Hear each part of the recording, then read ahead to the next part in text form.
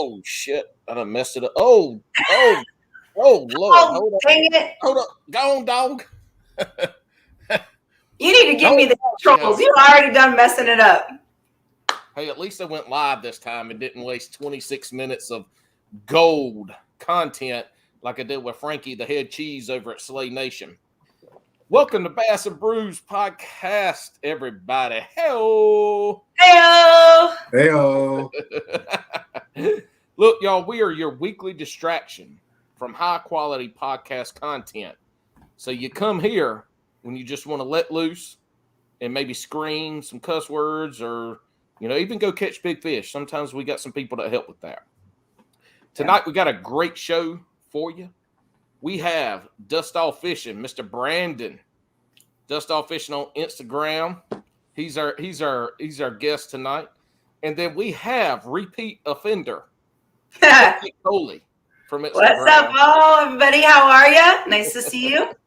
She'll be our guest co-host tonight, and this probably will be an episode that ends quote unquote on time. Probably less than an hour and 31 minutes. Is that a pun at me, Paul? Are you already picking on me because I'm the time master? No, I'm not. I mean, we need Alex to come back very soon, but it's not going to be soon enough. Matter of fact, everybody, all our listeners, talked to Alex last week, and he said, tell everybody hello. He misses you, and he can't wait to get back. Be good to have him back. Brandon, introduce yourself real quick, brother. Yeah, name's Brandon. Dust Off Fishing is the Instagram handle and the TikTok handle and the YouTube handle and the Facebook. I'm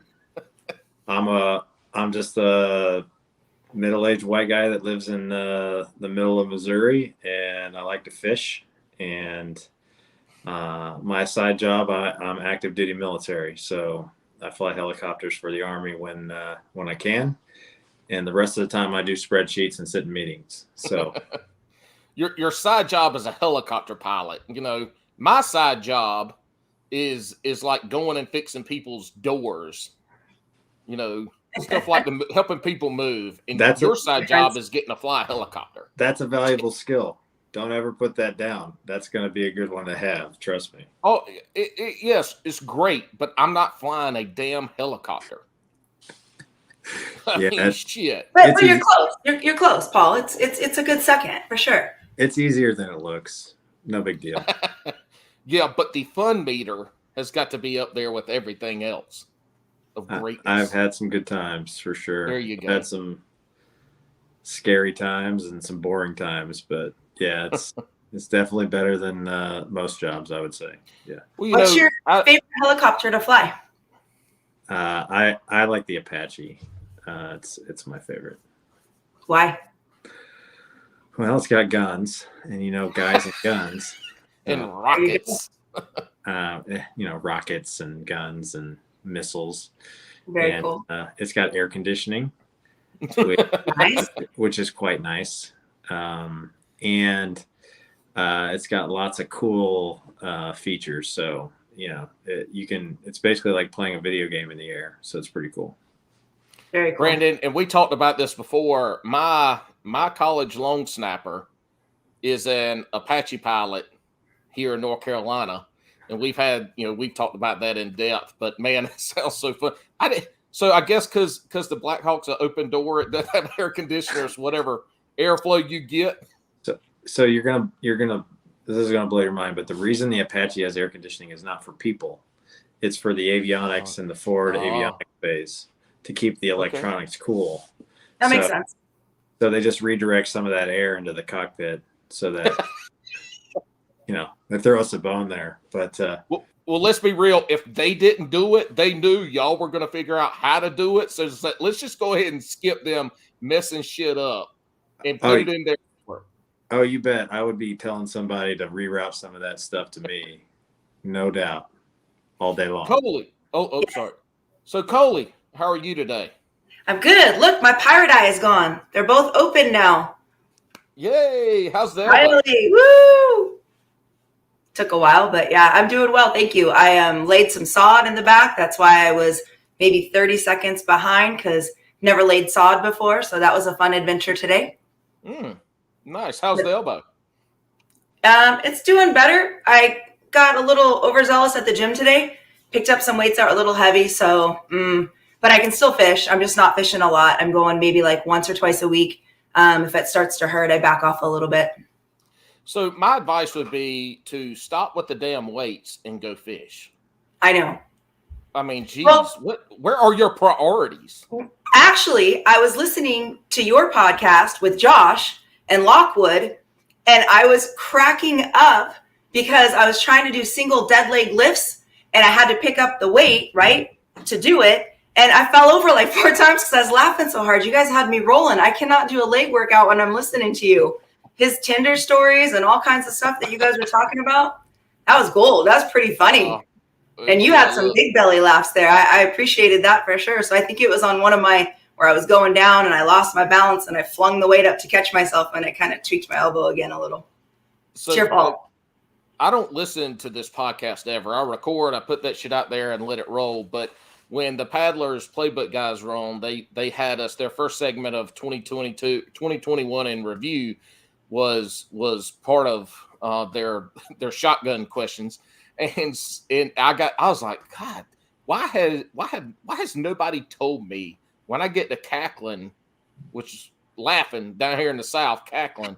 It's all like, man, you got to tone that shit down. You got to tone it down.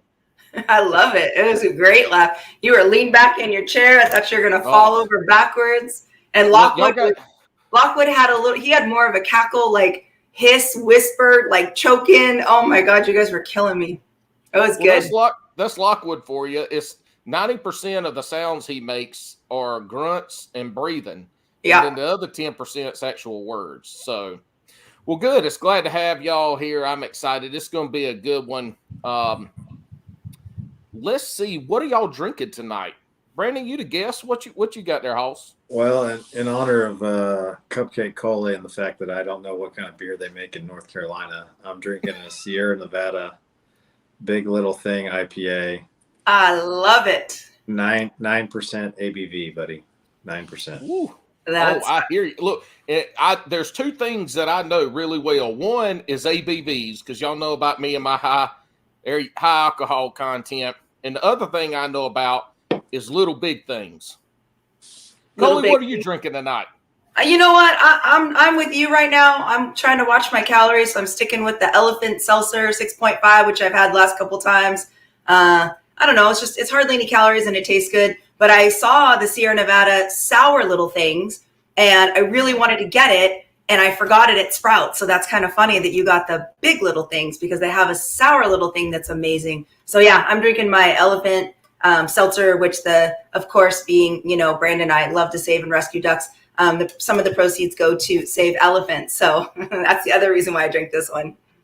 So you mentioned elephants are very similar to ducks. So I totally get it. Yeah. Right. They're both loving and cuddly. Yeah. I don't appreciate your fat joke though, Coley. My what? I don't appreciate your fat joke towards me. Why? Because it's not nice. That is mean. I thought you said bat joke, and I was like, I didn't make a bat joke. I'm losing it tonight. I have tried to figure out how to put some damn closed captions on here, mainly for comedic content to see what it says. But the other part is for our fans who aren't country, who don't speak Southern, so they can see what sometimes I'm saying, even though I'm sure it would come out. Look, Siri, I need a translator half the time. Some of the things. As Coley said, I'm trying to watch my weight. I'm fat. I'm trying to lose weight. I'm down like 7 pounds right now. But I got my White Claw Surge 8%. It is the cranberry flavor. So, y'all ready to crack open? 3, yes, sir. 2, 1. Wonderful. Oh, mine's foamy.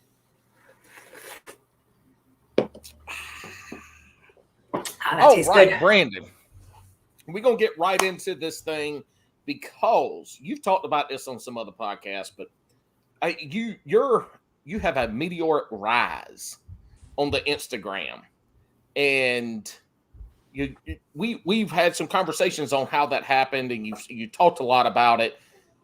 My question is this. have you? Oh, hold on. I'm making sure this isn't my boy waking up. Okay, no. All right, good. If my son was up, he's gonna have a problem. Sorry. Actually, no, I'm not sorry. This real life podcasting. My question is, has that shotgun, that rocket ship, are you still maintaining that, or have you kind of settled down and are just maintaining and whatever growth happens? Like, where are you now with growing your podcast channel? And it's been a year and like 2 months now. And yeah. So last week I you was at at a net gain of 168 followers. So I'm averaging about 700 a month or so. These are new followers. Yeah. I don't get that many likes in like 6 months. Oh yeah, likes. Followers. I'm averaging about 700 likes a post. Yeah. You got a lot of comments, and you're really good about responding to all of your comments and liking. And you got a lot of comments every day. It's a lot of work. I found that the more comments you give, the more comments you receive. So I'm a giver, So Absolutely. it's Instagram is like life. A lot of times people will repay your kindness with kindness. And I'll comment on some people's stuff, and if they don't want to comment on mine, I don't have a problem with that. It's not like I'm going to unfollow people, but there are only so many finger taps in a day, and there's only so many minutes in a week. So it's not that I exclusively do it for comments back. You develop relationships with people over time. I know Paul's commented on a couple of mine. I've commented on a couple of his, but you have and Coley, you're good about commenting on my posts and vice versa, but you develop relationships with people over time, and you have people that always comment on your stuff. And so whenever they post, I want to try to make sure that happens for them. And the other part about it is I've kind of increased my posting to 2 times a day, and that has helped Paul, for anybody listening. I used to think that more comment was kind of cluttering people's feed, but what I found is you gain followers by posts. I mean, not always, but every post that I post, generally, I'll get 3 or 4 people that will like a post and then follow. They've never liked a post before. Mm-hmm. And so the more content you push out, and I think there's a sweet spot there. I don't think, like people that post 6 times, like machine gun posting, or people that post like 5 times a day, generally, I think their engagement is down, and I don't think I'm as motivated to pay attention, if that makes sense. So I try to basically post twice a day during the week, and then on the weekends, I'm generally fishing. So I'll get my post out in the morning, and then I'll go fish. If you comment on my posts on the weekends, generally speaking, I do a lot less liking and commenting on the weekends just because I'm fishing. Coley, you're in charge. I'm going to go say goodnight to my daughter real quick. She just got in from gymnastics. Okay. I'll be right back. Okay. So, Brandon, I want to say I started back in August of 2020, I believe. And I didn't really know what I was doing. I had a regular, just my personal page that I kind of started putting more fishing stuff on and kind of developed it. And I think you and I became friends through comments back and forth. I want to say in May. And I remember I was like, this guy is so nice. Like, how can this one person be this nice? But you really are, for the listeners out there that haven't gotten a chance to know him. He really is as nice as everyone says that he is. And he was encouraging, and, man, you skyrocketed. I mean, when did you start? You started in March of last year? November of 2020. Okay. So I'm at about 14 months. And last time I checked, I was at 96.89 or something. So the goal was 10K by 1 year, which I did not hit, which is okay. I mean, pretty darn close. I don't think we set goals. We set realistic goals. I think it was realistic, but things in life happen, and And I've seen people come and go off of social media throughout this time on Instagram, and sometimes people have to take a step back. I never took a step back, but there were times where, for lack of a better term, I was my heart wasn't in it, or I wasn't quite as aggressive as I usually am. So, but yeah, it's been 14 months. It's been crazy. I'm sure we're going to talk about kind of like where I started and where I have gotten to, but it's incredible to me as much as anybody else. Like, I'm not one of these people that goes, yeah, I deserved 9,000 followers. Like, No, you're very humble. I'm appreciative of everyone, and I'm very humbled by it, and it motivates me to keep going and do better and better each time. I just spent, before we got on this podcast, I spent like 30 minutes making one reel, because I'm like, okay, this one needs to be 0.11 seconds, and this one needs to be, and there's 22 pictures. So you're like, holy shit. Yep.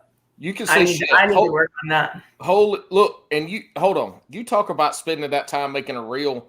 I go through and I get a video, and if it's past 30, the reel's 30 seconds, right? Or is it a minute now? It's longer now. Whatever it is. I see the video. I'm like, I like this video. Reel. Boom. Post it out there. Let that shit roll. I don't spend no time doing none of that shit. But that's me. That's who I am. Honestly, your content is who you are. And I think that's the biggest thing.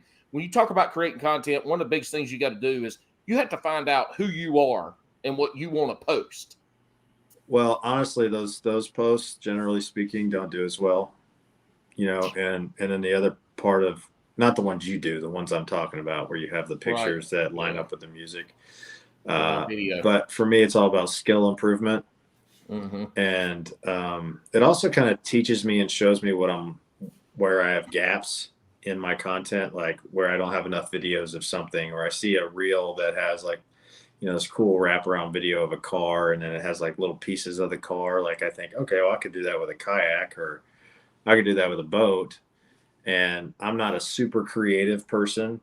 I'll be the first to admit that. I'm a very right-brained person. You and I probably have talked about this numerous times, but I have a system, and it's like a checklist in the Army for helicopters. If I'm being honest, it's probably one of the reasons why I do okay at flying helicopters, is because there's a checklist and I follow it, and I'm very at peace with that, So, but my point is I've done that too, Paul. I mean, I think we all have. We go, I don't have time for X, Y, or Z, or I didn't, put enough drafts in or whatever. But the thing about reels is you just never know what's going to take off.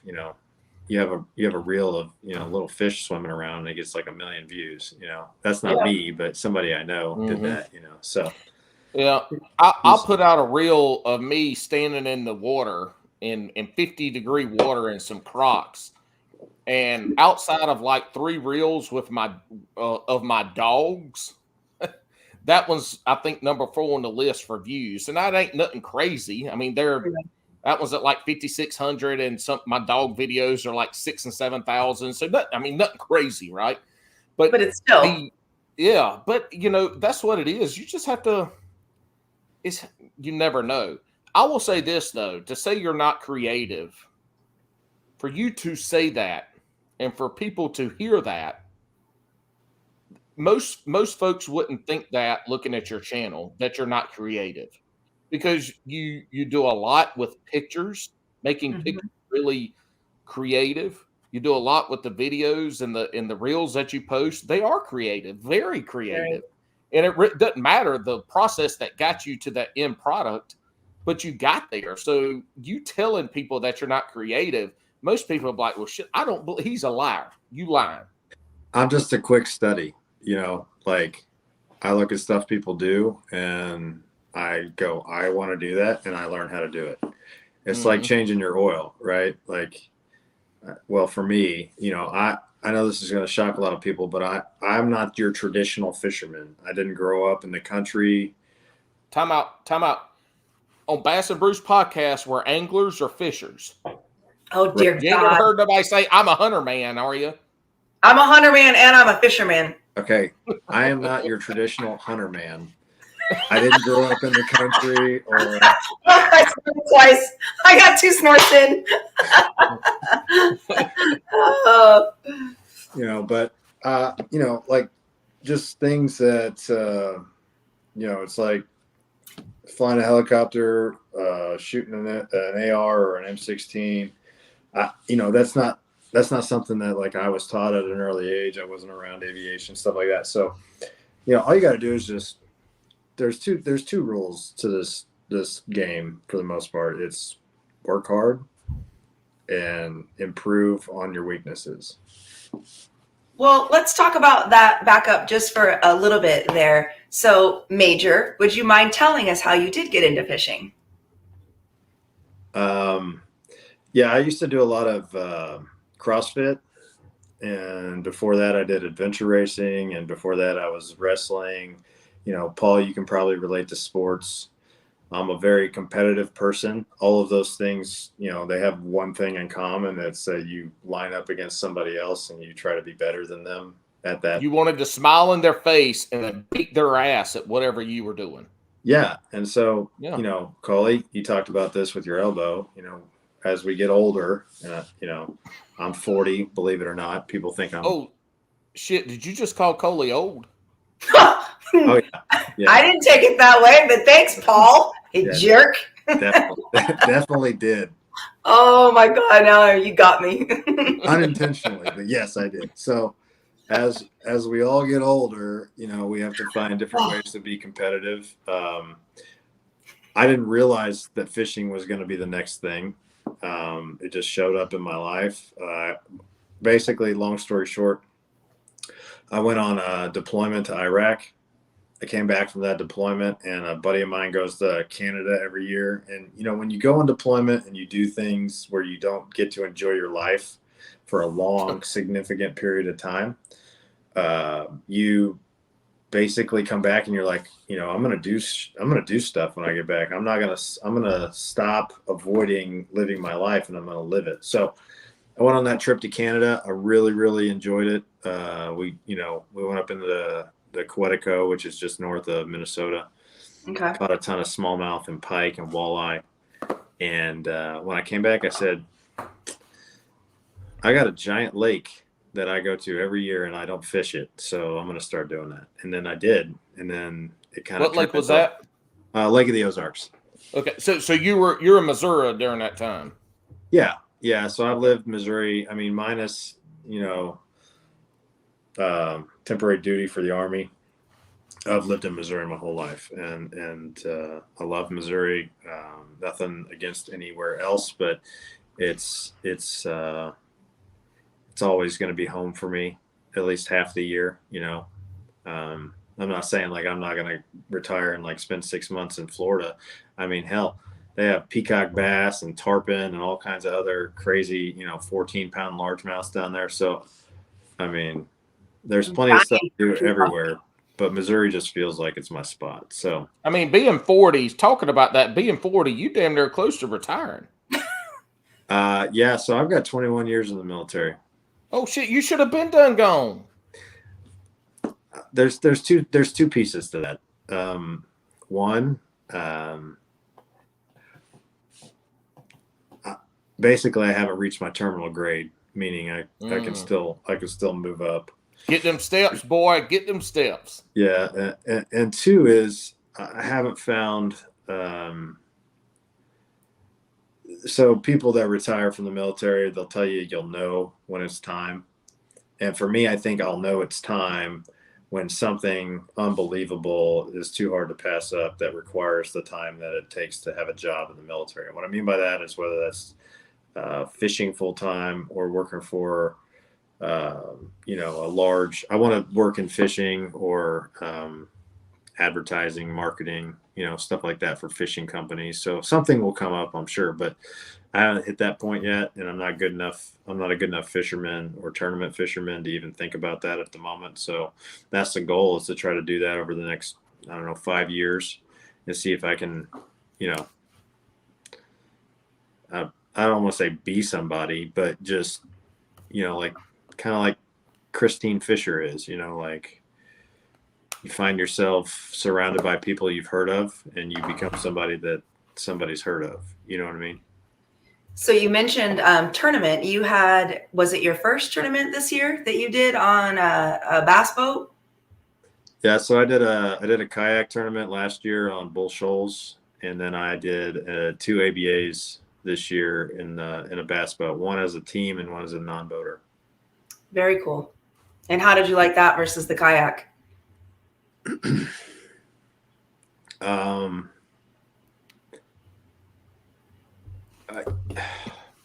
Be truthful. You know, we talked to Ain't lie on Bass and Brews. Well, we talked to Tiffany. You know Tiffany, Texas Bass Babe. She does a lot of stuff as a non-boater. Steven, OG Scuba Steve. Yep. You know, does stuff as a non-boater, and I was fortunate enough to fish with somebody I knew, and I was able to be on a boat with that person, even as a non-boater. Like we worked it out to where I could get on his boat and fish that tournament. But what you find out real quick is there's a lot of disadvantages to fishing out of the back of a boat. And then you also are not in control of your own destiny. So at the end of the day, the thing that I really felt like was I didn't feel like I knew if I had reached my full potential in that tournament because I wasn't in control of my own destiny. Does that make sense? Yep, absolutely. Yeah. And do you think then, so 2-part question, do you think that lends you more towards being on the competitive kayak side? And if so, are you planning on fishing more local and or national tournaments from the kayak side? Yeah. So, you know, I kind of got some big news the other day. And I do recognize that this is not because I am a skilled tournament angler with lots of experience, but I've signed up with Eco Fishing and New Canoe. Very cool. To fish the Moyak Kayak Bass Fishing Trail this year. Which is yeah. Go ahead. No. You go ahead. It's just an affiliate of the KBF fishing trail. So I think like the top, 20 or so qualify for nationals. Anyway, long story short is I'll be fishing out of a New Canoe this year. Eco's going to help me rig it up. They're doing the jerseys and the whole thing, paying, some level of tournament entry fees. They're sponsoring a bunch of teams in Missouri. How exciting. Thank you. Yeah, definitely earned that one. So, and that is big because Moyak is a, a local trail, if we want to call them that. But they're known throughout the country. When you say Moyak, people know what the hell you're talking about. But that starts to get you kind of working towards then going next year, going to Florida and fishing KBF or, following the Hobie Trail or following, bass or whatever it is, up your way too. You got the All-American Series. That's in your area. So you could fish that, and they're regional, but I mean, they're really on par with the other big three, minus them not being national. But so it sounds like then you think your path to retiring and making fishing your job is through the tournament side on the kayak. And let's be real, it might not be a professional kayak angler, a PKA as people call them. But where does fishing these national tournaments and getting to meet people and network, where does that take you in the industry, right? So you got 2 different avenues that I see with kayak angling right now is you potentially get some networking in the industry that takes you out into the marketing side or social media side, or maybe you did end up being a badass damn tournament angler on the kayak, and now your ass is out there fishing off a kayak for a living. So there's this guy that fishes the Moyak. His name's Lance Burris, and he doesn't know me, and I don't know him. But I remember my first tournament, we were going past him, and he had been fishing a tiny little creek all morning, and he won the tournament, by the way. but I remember him going past me, and he was in a Bonafide SS 127. This is before I knew my ass from a hole in the wall when it came to fishing. But I watched him go by me, and he's got a Torpedo on the back. And he looks like the calmest I've ever seen somebody look. Just flicking, reeling, flicking, reeling. It was the most unbelievable thing. I'm like sweating. I'm starving. I haven't drank water all day. I feel like my insides are going to explode. And I caught one fish. And this guy is looking like he is just so calm. Oh, that's rad. And the thing about it is I just want that to be me. You know, I want to feel like I know what I'm doing. I feel confident in what I'm trying to do. And if at the end of the day I don't win, it's not because I didn't apply the right techniques or I wasn't in the right spots. It was just basically not meant to be. And as far as the All-American stuff, and that is one of my strengths, I would say, is networking. You know, like this Major Bass thing that I signed up with on Instagram. One of the things that sold me on it was the guy, his name's Mikey Moser. He travels around the world going to all the bass tournaments, and he does content and videoing and networking with all of these professionals. And he's like, hey, look, we're gonna get access to products before people. We're gonna promote those products. We're gonna, I hope at some point, get you guided trips with like professional anglers, and you get to meet like famous people, you know, and they're traveling around here. Well, you know, so my point is kind of like you said, Paul, I do realize that my strength is more on social media and networking and less on fishing skill, for lack of a better term. But then again, you know, I fish with a guy named Russ, who I fished those 2 tournaments with, and he tells me the other day, hey, man, you're a better fisherman than you think you are. If you went on these tournaments and you fish these tournaments, you do just fine. You know, and so I'm not really quite sure what to think. I think that's the point of this year, is just to get out and kind of see where I can go. I'm a turn personal coach on you real quick and tell you were probably shitty at social media a year and 3 months ago until you dived into it, and now you're not shitty anymore. Yeah. And you were probably shitty at fishing until you started to get better, and now you consider yourself an average, sounds to me like a below average angler, but you are what you think you are. I mean, that's the biggest thing. And so the fishing, you can learn that. You just said you're a quick study, or I can't remember the exact words you said, but anybody can learn to fish. That's the whole damn thing about this sport. You can take anybody and they can learn how to catch fish. There's no gender gap. There's no height or weight or anything like that. I mean, damn, people out there fishing, missing a leg, missing arms. Fishing comes down to just taking the time to learn how to fish. Now, there's a difference in just catching fish and competitive angling, tournament angling. Like, there's a whole different mindset and there's a different skill set. But, you know, you can do either one. You can be on that marketing side. It's what you want to do, because you can go out and fish. I mean, I've seen it all the time. Folks all the time, especially in the kayak world, talk about, man, I picked up a kayak 2 years ago, and now they're out there winning tens of thousands of dollars fishing kayak trails. So yeah, I always tell people all the time, and I see some amazing fish that are caught by some very skilled fishermen, and their Instagram pages have 600 followers, 500 followers.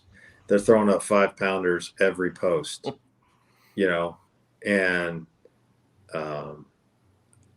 it's really just about how you apply yourself. And so what I guess I'm saying is that going into this next year, you know, I'm still dedicated to creating good content and engaging with people on social media, but where I feel like my weaknesses are, like we talked about, and I don't think there's as big a gap as there was 6 months ago or even 9 months ago, but the figuring out days like Sunday where I went to Bull Shoals and I threw every bait that I knew of, and I, you know, wrapped braid line in my trolling motor twice and had to take the propeller off and lost a pin and had to create a pin out of a hook.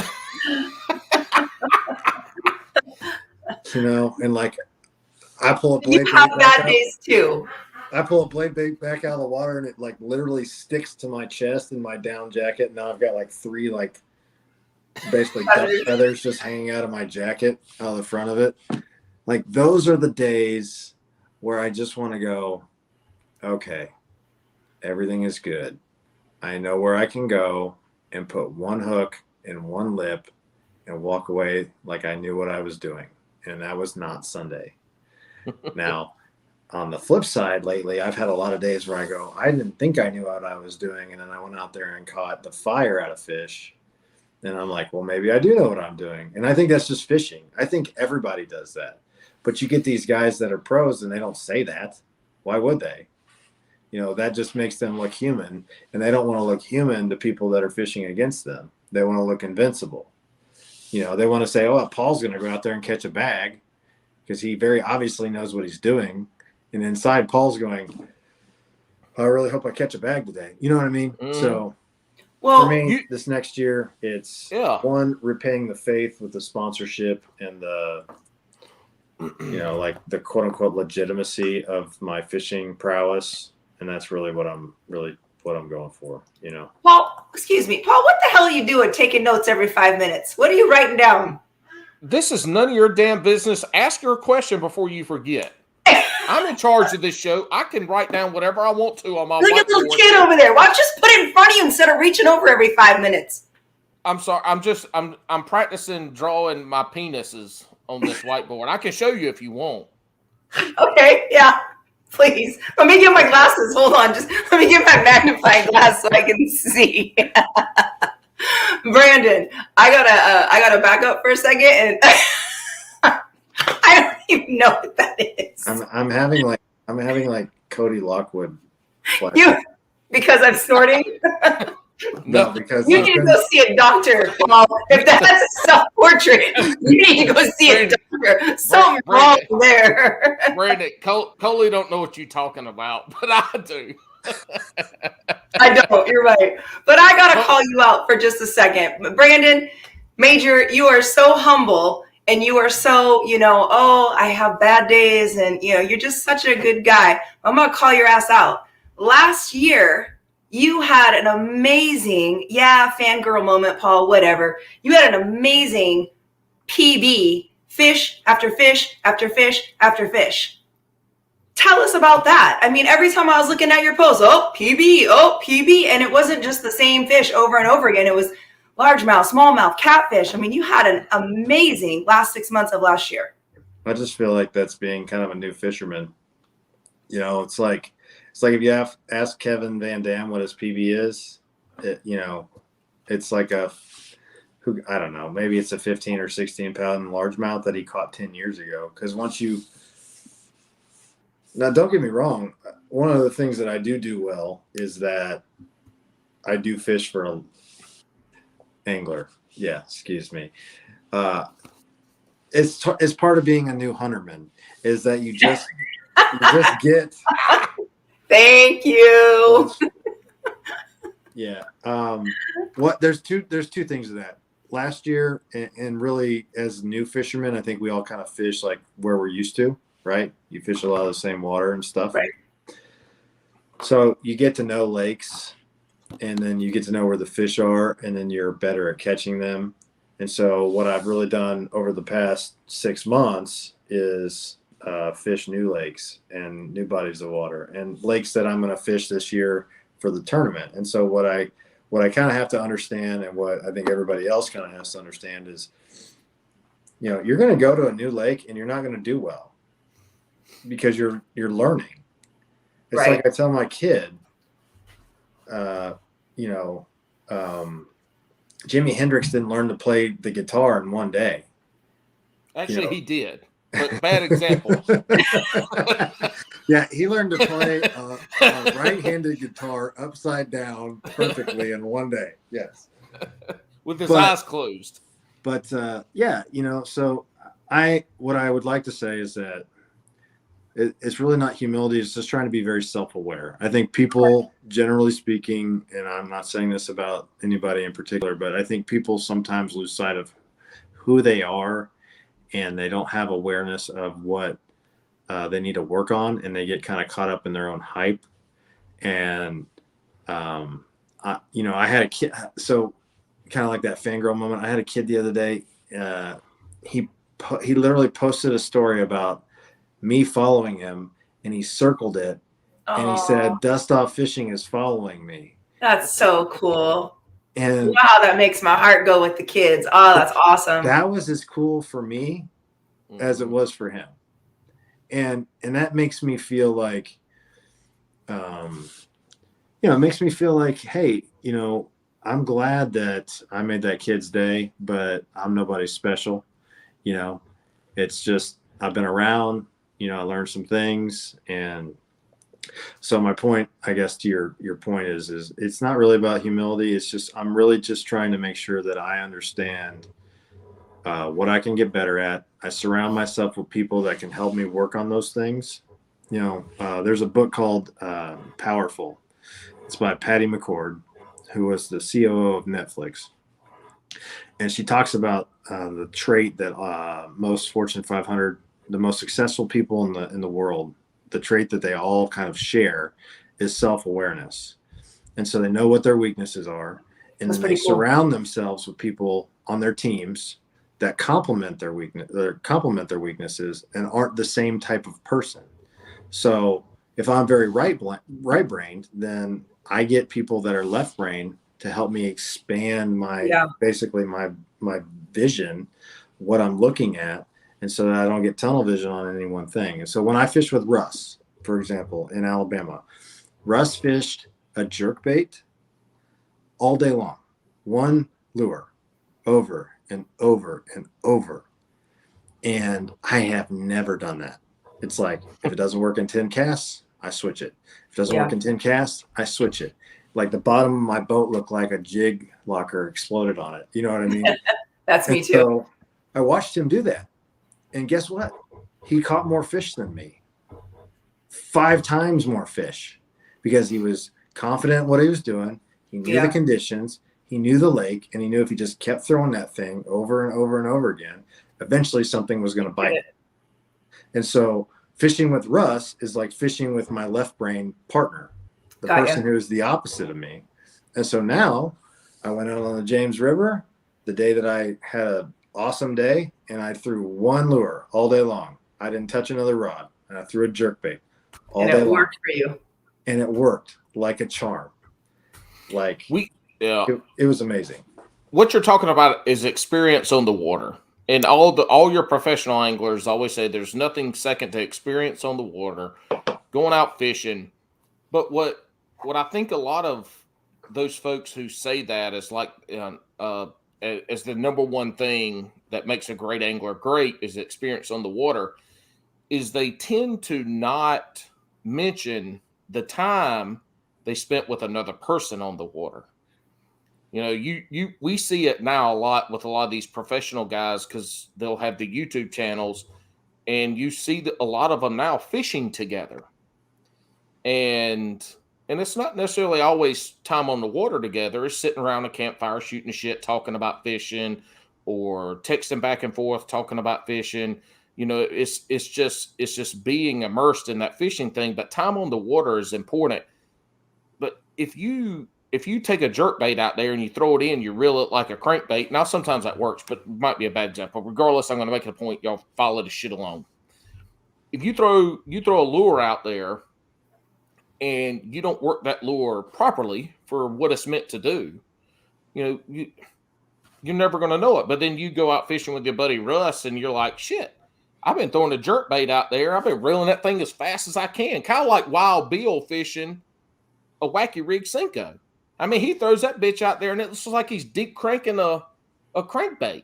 He's reeling in so fast, the damn worm's jumping up above the water. We don't know how and then he's not catching any fish. We're like, Wild Bill, man. Dude, that ain't a crankbait. Anyway, time on the water is number one. Time spent, who you spent time on the water with is another one. That's where you start to learn small little intricacies or any of these little things, that speeds up that process. Could you do that in 6 months? Yes. But if you go out fishing with Russ one time and see how he works a jerk bait and see why he throws it and where he throws it, all those little small things, boom, your toolbox now, you go into Lowe's getting a bigger toolbox because one you took with you, that shit's too small now. And that's a big part of it is who you fish with and around. And Coley talks about this a lot too with some of the folks that she fishes with in the lakes that she's at, how they've been able to get together and talk fishing and fish near each other, and how she's learned and how some of them have learned from her. That's the whole thing. It's not just time on the water. It's who you spend that time on the water with to gain that knowledge. Absolutely. Yeah, man. I found myself giving a whiteboard class on how wind affects fishing for jerkbaits on bluff transitions. What's he pointing at? He's just showing us the whiteboard. My damn whiteboard, the Bass and Brews whiteboard. But yeah, I found myself giving a class on fishing, and that blew my mind. I was like, I just gave you a class on fishing. I talked about knots. I talked about, this guy, he goes out and he gigs a lot, but he doesn't really fish a lot. And he's talking about how he fishes. And I'm just like, hey, why don't you try this? This is what an eddy looks like. This is where fish are right now. So the things that, I picked up from Russ is not, specifically like how to fish a jerkbait per se. I mean, it's more about, okay, what kind of rod do I need for a jerkbait?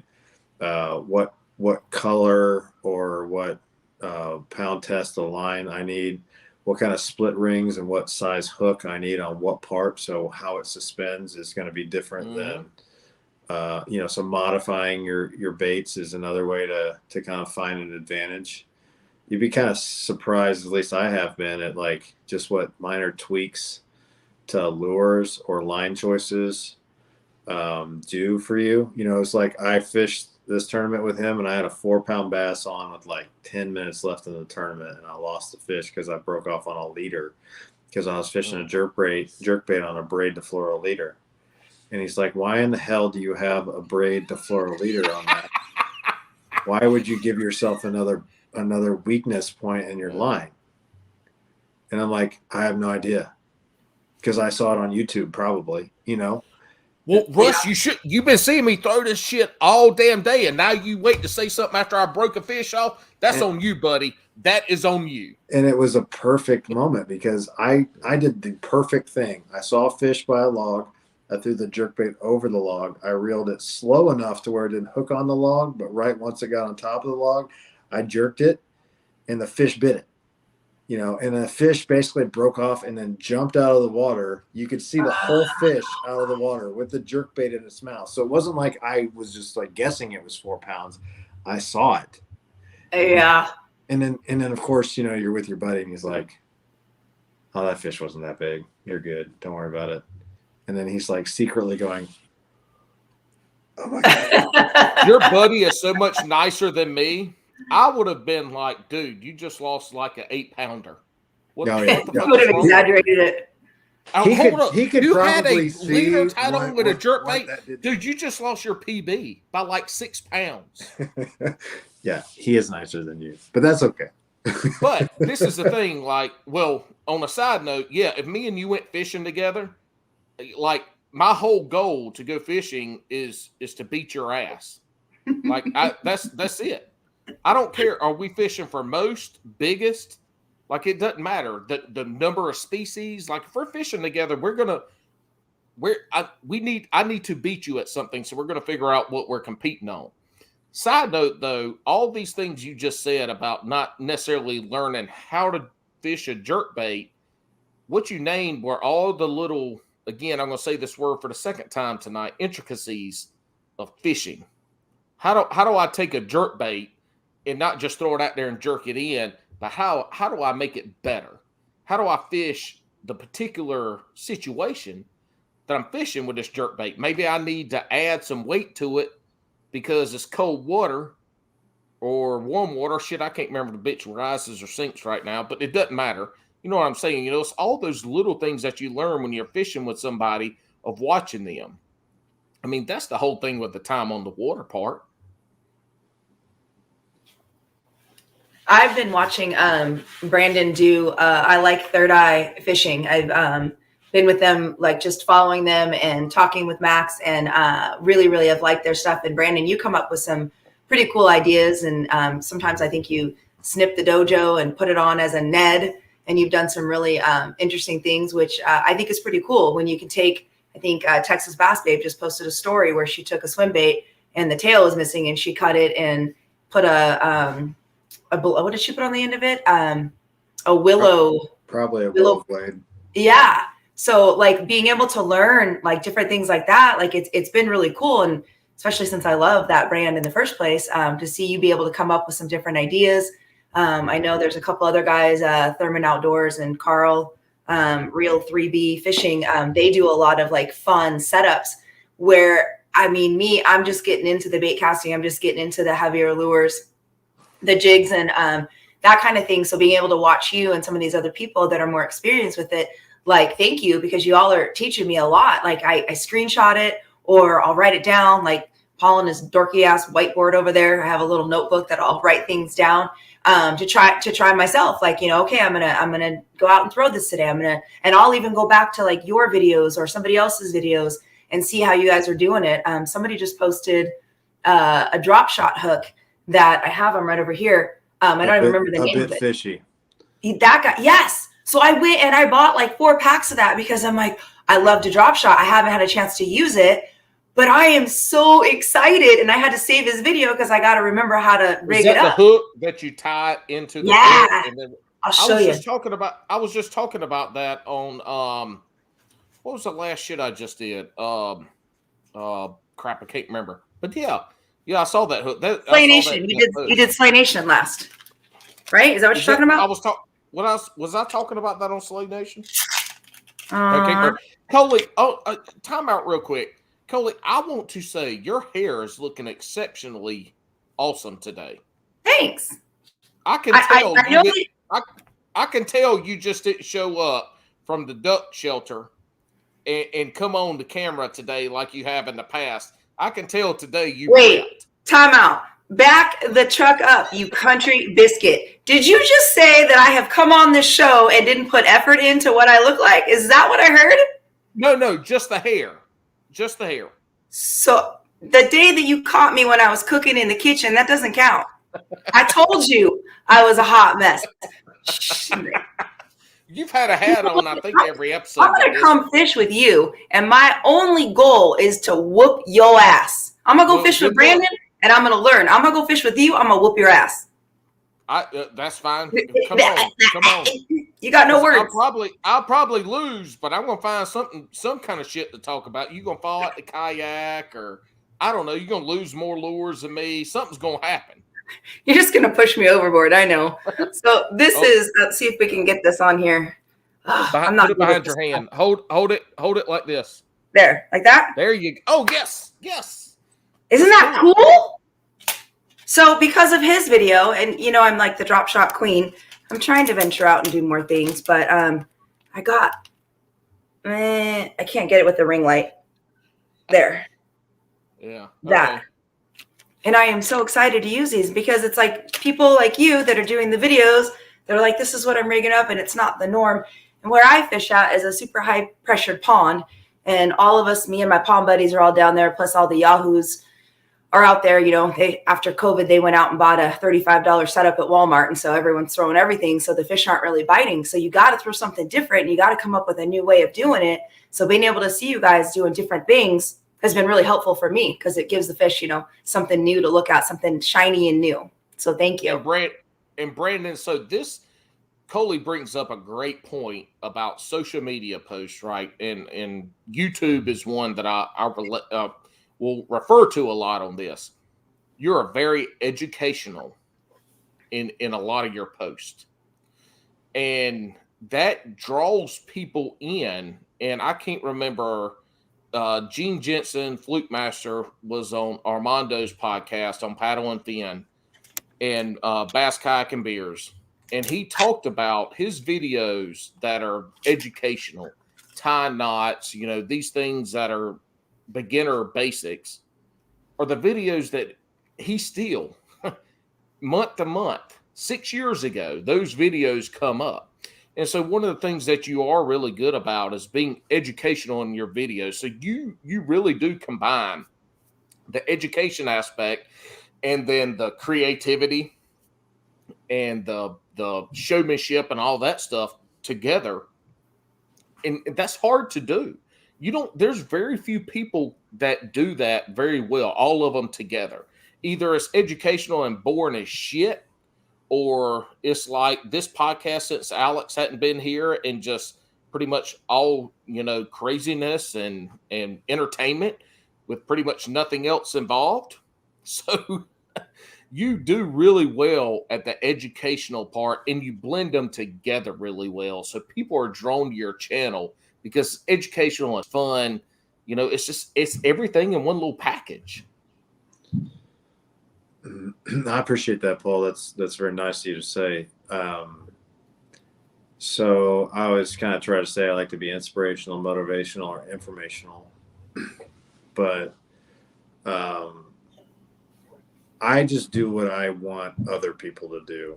And what I mean by that is if you follow me and I look at your page, there's a couple things I look for. One, location. If you're listening to this and you're in Instagram, these are the tips that will help you get more follows. One, put the location on. Don't put your mama's house or secret pond or, any of that other stuff. It's like, put where you're at. I got to think. Okay. Kids just do this. You got to write on that whiteboard. I knew Brandon was going to read whatever came up on the whiteboard. Second thing, don't put like boom pow, another big one under your fish. Like put if you're going to put anything, put, hey, I just caught a nice fish on whatever lure, doing whatever, or like. It needs to feel like it has some sort of substance to it. I don't particularly care for posts that are just like, bang, bang, bang, look at this, how much did you weigh, whatever. Like have some substance. Other thing I look for is how many likes you get per post, and 10% is kind of the rule. So if you have 3,000 followers and you get 100 likes on all your posts, that just tells me that you don't engage with people. Because people will not like posts of people that don't like their stuff, and the same with comments. So if you're listening to this and you want to get better engagement and you want to get more follows, that's how you do it. Put where you fish, provide something of substance in the comments because people do read those, and then have good engagement. And if you do that stuff, and Paul, that kind of alludes back to kind of quote unquote the meteoric rise. But if you look at my page, it meets all of those requirements. Mm-hmm. And so when I do stuff, I think to myself, what do people want to know about this picture? Or like today's post. I didn't like today's post. I didn't feel like capturing any content yesterday. I didn't feel like taking any pictures of baits or lures. I felt like throwing my trolling motor in the fucking water and leaving my boat on the fucking shore burnt down with nothing but ashes. Yeah. But I told people I was going fishing, right? So I have to tell them, like, I can't just pretend like yesterday never happened. What I have to tell them is, look, I sucked. And you know what? People relate to that because they sucked. Some of the best posts I've had is when I missed a fish. So Coley, one of the things you said about where you fish. So I fished in Arizona a little bit, and I fished ponds like that. And it's frustrating because there's people all around the pond, and they're all standing in good spots, and generally they're either fishing for catfish, fishing for bluegill, or just doing something completely stupid that basically is doing no good. And you can't fish there because they're there. So so when you catch a fish, I want you to feel good about the fish you catch because I've fished those ponds, and it's hard to catch fish out of those ponds. 100%. Oh, absolutely. I mean, when I started fishing there back in 2018 and I met all my pond buddies that are there, I couldn't catch anything to save my life. And when I started talking to these, they're a little bit older, they've been around a little bit. They've been fishing different things. And when they started showing me like tips and tricks here, and I started pulling out, 2-pounders and 3-pounders and, started getting more and more and more. I mean, they told me you need to recognize that you're pulling out big fish out of this pond that is so high pressure. So I know when I get one, even if it's only a pound, I get just as excited that I caught a pound largemouth bass because it takes so long to get it. I mean, I'm fishing like 5-6 hours a day where you're going out in your little frozen tundra comrade hat with Ryan, and you guys are pulling in fish after fish after fish. I'm fishing in 76 degrees in the dead middle of winter. I can't even get a bite, but so I do, and I appreciate you saying that. But I do. I mean, you get one there, and it's like wow, And I'm trying to do what you're doing, and you're exploring new lakes, like you talked about earlier. Trying to learn the waters and all that. I'm exploring in Oklahoma with Sawyer Buck. So if you haven't followed him yet, which that probably dude, Sawyer Buck is going to be a famous angler. Oh, he's got the name. With a name like that, he's either going to be a famous angler or president of the United States. He is amazing. So for those of you that don't know, he's Fishing and Froggin', I think is his Instagram handle. And I was a nanny to him and his brother years ago. I think he was 18 months old when I started with him. And fast forward, they moved to Oklahoma, and I've been going back to Oklahoma to fish with him. His dad is a big saltwater fisherman, and his mom grew up trout fishing, but he caught a bass in their pond, and I started going back there. And so we've been traveling we went to the Grand, we went to, I think 10 Killer, we went to Arkansas River and Illinois River. And Illinois River, Brandon, you've been doing a lot of river fishing, and oh my gosh, do I have the bug to get back into a river. I'm like desperate to find a river somewhere here in Southern California, but I'm trying to learn how to do new things. I know there's a few up in the Sierras, I've been told, but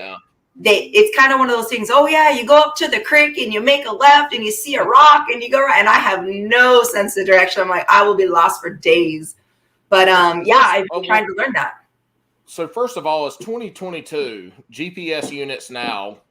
You can't get lost if you prepare and take a GPS. If you don't have internet in the mountains, Yahoo, you can't get it. You can't get a GPS signal. I ain't talking about. Well, first of all, your phone doesn't need an internet signal to get GPS. They're two completely different things. Second of all, you can get a handheld GPS if you're worried about your shitty phone. But we ain't getting into that. The other thing I was going to say to you, Coley, is so Brandon.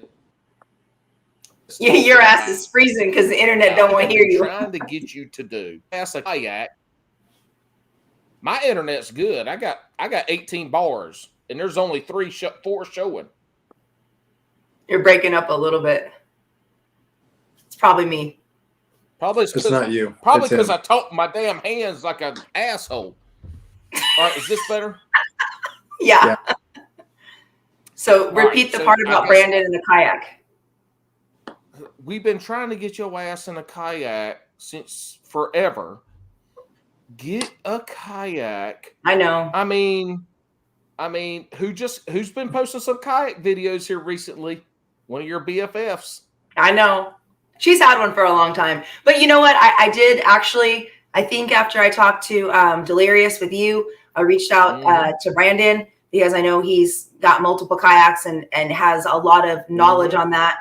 And he kind of talked some sense into me in the sense that I want to go big, right? I don't want to put any money into it unless I'm just going to get like the top notch. I want, the Old Town 120 Minn Kota.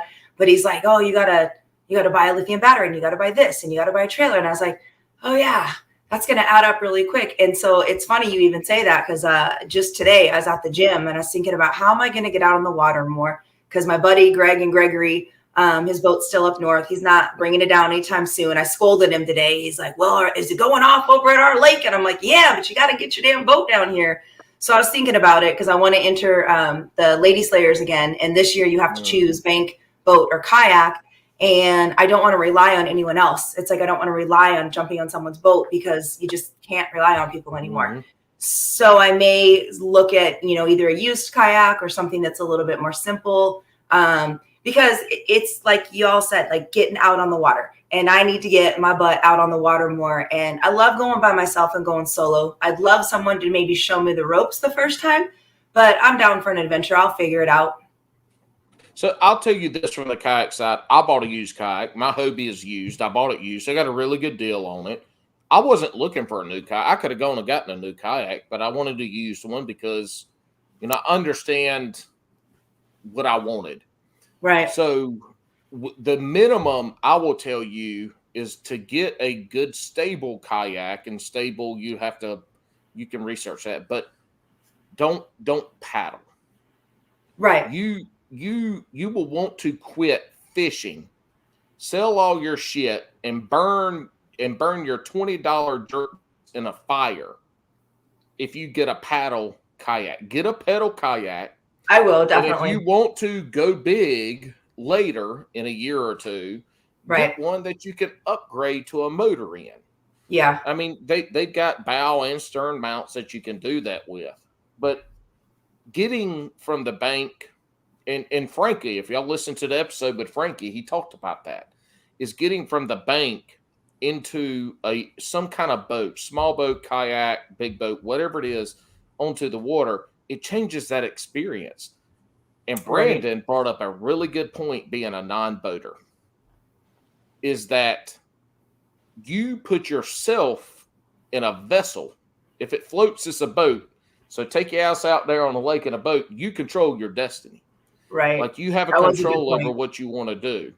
And when he said that, like that's the biggest thing. I fished as a non-boater in a bass fishing club for 2 years. It sucked. There wasn't no non-boater vision in this little teeny ass country ass club either. It was me versus everybody else. I was one of two non-boaters.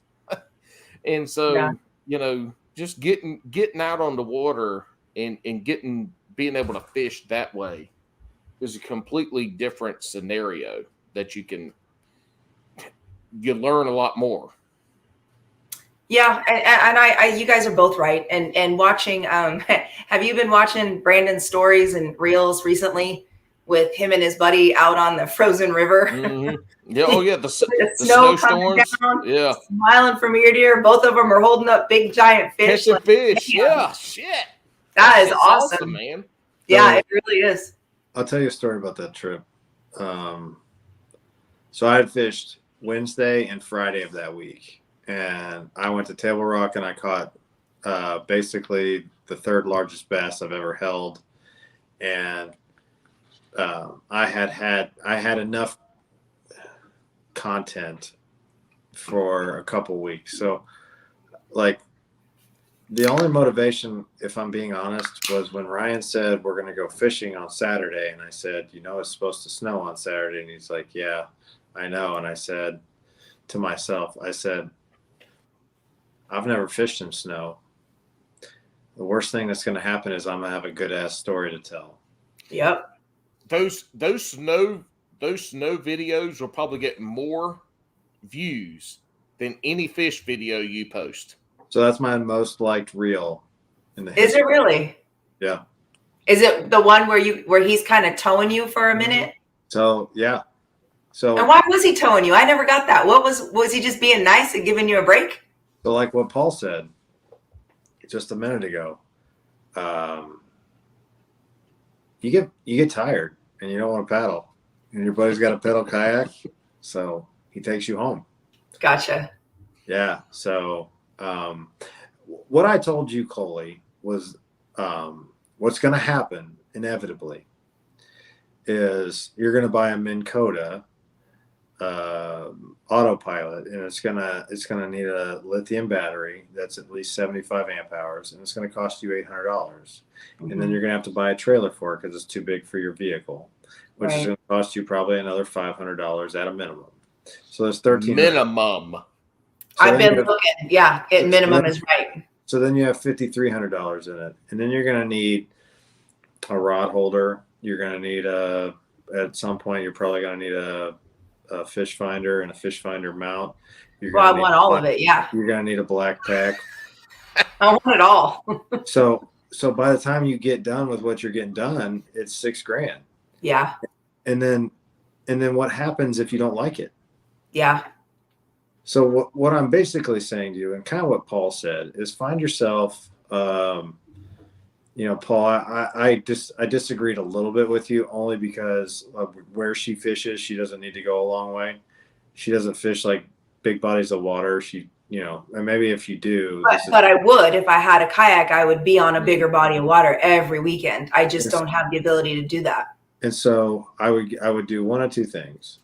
I would buy a kayak that you can upgrade, like he said, whether that's paddle or pedal, or I would buy a pedal kayak with a minimum requirement of a instant reverse on the kayak. Okay. So, sorry, buddy. I know you got like the lever pull or whatever, will be some other weird crap. You need an instant reverse. I have the remove function on here, and this is the closest I've ever been using it, besides when Alex is on. Wait, didn't you remove me? You. I'm gonna smack you upside your country biscuit head. That's not the first time you've used that. You ditched me a couple times. But don't get me wrong. Like I fished with this guy named Jason. I don't remember his last name. It was like Shiznitsky or something. He's a really good fisherman. Jason Shiznit sounds like somebody I want to know. Shiznitsky. But he fished out of a Hobie. I don't know Hobie that well, but those things are fast, like super fast and very comfortable. But the pedal flappy thing, it's great. And they have ones that like dip under the hole if you run into stuff. Like they automatically fold up, which is great. But those are also $4,000. So yeah, my point is find something like a Native Slayer Max. You pay $2,000 for it. It's got instant reverse. It's plenty of space. You're not a giant person. You can fit all the stuff you want on it, and then you can slowly build that other stuff. And if you want power later, you can add a torpedo on the back, and you're still good to go. Native Slayer Max, like Native Slayer Max 10, 12, 5. I would go 12. I don't know how tall or how much you weigh, but I would assume a 10 would be just fine. I'm 5'8". But if she wants to upgrade 12, but this is the whole thing, right? This is my whole thing is get one that you can put all the shit that you want on it later. Yeah. I mean, that's the whole thing. And if you can fit everything you want to fit on a Native Slayer 10, then do it. The used kayaks right now are still hard to find, but the used market, you can still run across good deals if you're patient. Yeah. My whole thing. I don't mean to interrupt you. I would just tell you, like, one, I know a company named Eco Fishing Shop. I could probably find you a decent discount on. They ship free to the United States. Yeah. Two, I fished out of a Pelican Catch, an Old Town Topwater 106, an Old Town Sportsman PDL 106, a Jackson Bite, a Native Slayer Propel 10, a Bonafide SS 107, and a Van Hunks Pike. So, I mean, like, I'm not saying I'm like the end-all, be-all, know-all of kayaks, but I fished out of a lot of kayaks, and like not just one time or two times, but like these have been given all the reviews I will tell you. And the thing that, like Paul was saying, you can find a nice used kayak. The Bonafide I bought in the garage there is used. I paid $1,100 for it. I paid $1,075 for it. New, it's like $1,400. It was basically brand new. So you can find a decent deal on a used kayak. Now, you want a kayak like people like, and I don't mean this in like a disparaging way, but if you want like an Old Town Topwater PDL 106, that was the one I originally wanted, and then I wanted to go up to the 120 because to me that's a perfect boat for you, but you're not gonna find one of those used.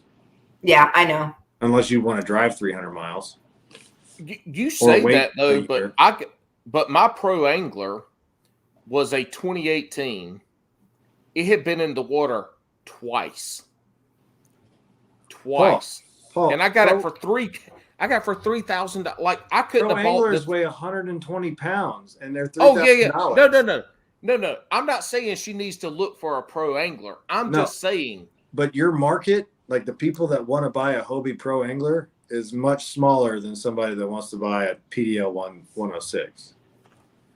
That's true. I don't know because I knew what I wanted to buy. It was the Pro Angler 14. I knew what I wanted to buy, so that's what I searched for. So that's I didn't look for other stuff at all. You're a big dude, right? You're like 6'4", 250 or something like that. Whoa, with the fat. Oh, you're 6'4"? My guest co-host is over here calling me fat. I got my guest calling me fat. Now I got my damn guest co-host questioning my height because of how fat she thinks I am. I don't think you're fat at all, but are you 6'4"? Shotgun questions start now.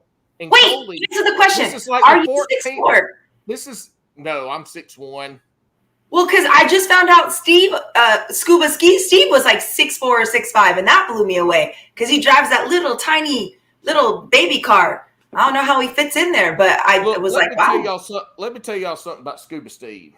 He apparently is a tall dude, but I'll tell you one thing: the most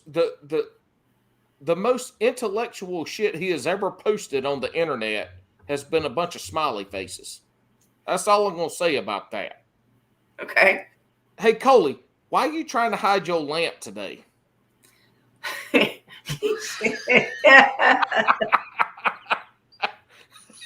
Look, I see you trying to get it out the frame, and we only got about 2/3 of it. Oh, right, Random. Why? Look, I got my American flag. I got my hooks and hoodlums. Yeah. And I got the hooks and hoodlums because, you forgot to mention them earlier since we are all hoodlums and we are all family. We got our stuff. I got my flag because I appreciate Brandon. Thank you for your service. I'm gonna say it. You just you're just jealous of that lamp. You're just jealous. I saw what you done draw, and you got some problems. That's why you're jealous. It was a picture. It was not indicative of anything. So Brandon, it was a self-portrait, and that thing was like shit. Hell no, I can't draw a crooked line. Do these questions mean the podcast is over? Well, these ain't the questions, but yes, when I do ask them, they are over. Coley, do you have the questions from last time so you can ask them too? Yeah, I know. I remember a couple of you didn't send them to me. Remember? So you didn't get prepared. I texted them to you at least twice previously. Today? The hell no, honey, not today. Previously, I delete my text messages. I don't like clutter in my phone. Okay, so can I go a little bit out of order because I remember some of them. We weren't starting the shotgun questions. I was just picking. But so go ahead. He was mad because I called him fat. Yeah. And then Coley called me short and fat. I didn't call you short. I just thought 6'4", that's really tall. And I just pictured you about 6 foot. And I didn't realize how long your beautiful locks are getting, by the way. Can you take your hat off again and show us? Like, wow. And it looks like you got it trimmed, too. Did you get it cut? Oh, my God. Today. See? And I got my haircut yesterday. So you noticed my haircut. I noticed your haircut. Brandon, let me see your hair. Did you get your haircut today? I cut my hair. You look like you did get it cut recently. So this, Brandon, you should feel there you go. You should feel very good because Coley and I did our hair up as nice as we've had it in months, probably weeks, maybe even years for tonight. My hair always looks good.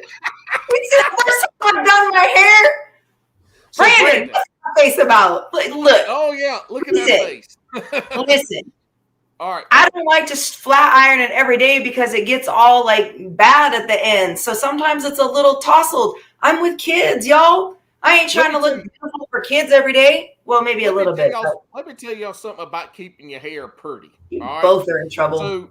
So my hair's a little long now, but used to years ago, that shit was down past my shoulders, and it gets big old curls in it. And every time I go get it cut, I go to Great Clips, aka Marginal Clips, in some places. Marginal. And every time I sit down, Mediocre mediocre clips. I go in there and they'll be like, oh my God, your hair's so pretty. Oh my God, your hair's so. My wife's like, quit telling him that. So anyway, like I wash my hair with soap like every 3 days. Soap? I don't put no dye in it. I don't hot iron it. Like I don't do none of that shit. Matter of fact, I used to didn't brush it because it would hurt so bad until my wife got this new comb that like doesn't hurt when you brush out the rat You're an nest. idiot. And so I started brushing my hair. Look, that damn comb, don't tell my wife this. She don't listen to podcasts, so we're safe. But don't tell my wife this on the internet. I brush my beard out with that shit. It makes it feel so good. Do you feel like she doesn't listen to your podcast because she doesn't want to hear you talk anymore? Oh my God. Are you serious? Hell yes. Look, if I went mute tomorrow. I'm not saying my wife wouldn't do the same thing. Trust me. Yeah, if I went mute tomorrow, my wife wouldn't care one single bit. Yeah. If I could never talk another day in my in my life, my wife would be perfectly fine with that happening. Oh yeah. Yeah, sick of your shit. That's what it is. I mean, y'all hear me on this podcast. Who I am on this podcast is who I be in real life. Like there's no. Yeah, same. I mean, I don't disagree that a Hobie Angler Pro Angler is a good kayak that you didn't pay too much for, but the market for that, I mean, listen, Coley is 5'8", 110 pounds. You're welcome. She is not going to get in a Hobie Pro Angler. She couldn't even get the thing out of the car or off the trailer. That's all I'm going to say. Understand that. I'm not telling Coley to get a Pro Angler. Brandon, you are a smart man because you said 100 and you paused and you looked at me and you just threw out some low ass number knowing damn well I ain't no 110 pounds. So my heart for you, my love. Coley is also 6'1". She ain't 5'8". So I'm 6 foot in heels, and when I wear heels, and I wear them often, I am 6 foot. So I'm not a little person. All right, let's get this podcast back on track, and not off on some on weight and height shit that y'all can defamate me more for. Brandon, you tell us. Don't roll your eyes at me, bitch. Tell us what is the. Oh. I was like, otherwise you're rolled the eyes. I was about to scalp you. I was like, what'd you call me? And then I was like, yeah, that's a word. Okay. What's a word? Defamate. Oh yeah. Yeah. Here we go. I think it's actually defame. I don't know. No. There's defame, there's defamation, and there's defamate. Okay. So defamate's a verb. Look, she's looking it up. Defamation. I don't see defamate. I see decimated, but no defamate. Well, they're fucking wrong. Webster's fucking wrong. I'm country, and they don't know country. Anyway, Jesus, you country, all right. We went from y'all went from calling me short and fat, to now we having a grammar lesson. This ain't what this podcast is about. Brandon, I never called you short. Hold on, Paul. I have to correct you though, because every time I say fisherman, you correct me to angler. So if you say words that don't exist, I'm allowed to say that those don't exist. Brandon, this is my fucking podcast, Hoss. I can say what the fuck I want. All right. That's fair. I snorted again. Golly, you guys got me snorting left and right. That's fair. There's only one person out of these three here who can cancel the other two. That's you. Yeah. You know what? I'm gonna email Alex. I'm gonna tell him next time I'm on, give me some powers. I'm just gonna be like, think. What show was that somebody kept deleting somebody? Was that Bill? No. Well, there's been a couple, but we had the Hooks at Hoodlums live podcast. You kept getting deleted. Yes, by Alex. He kept knocking me out. Yeah. Yes. What was that? Was back this summer, wasn't it? Wasn't it this summer, Brandon? Yeah. He kept deleting because I kept trying to get us back to talking about fishing, and every time I did, Alex would be like, "Just what?" Exactly what he would be like. That's exactly what I'm on. I'm on top. I've never been on top on this. Woo-hoo! Oh shit, Coley, you ain't never been on top on this. Wait, I didn't mean to point at you. Sorry. On this.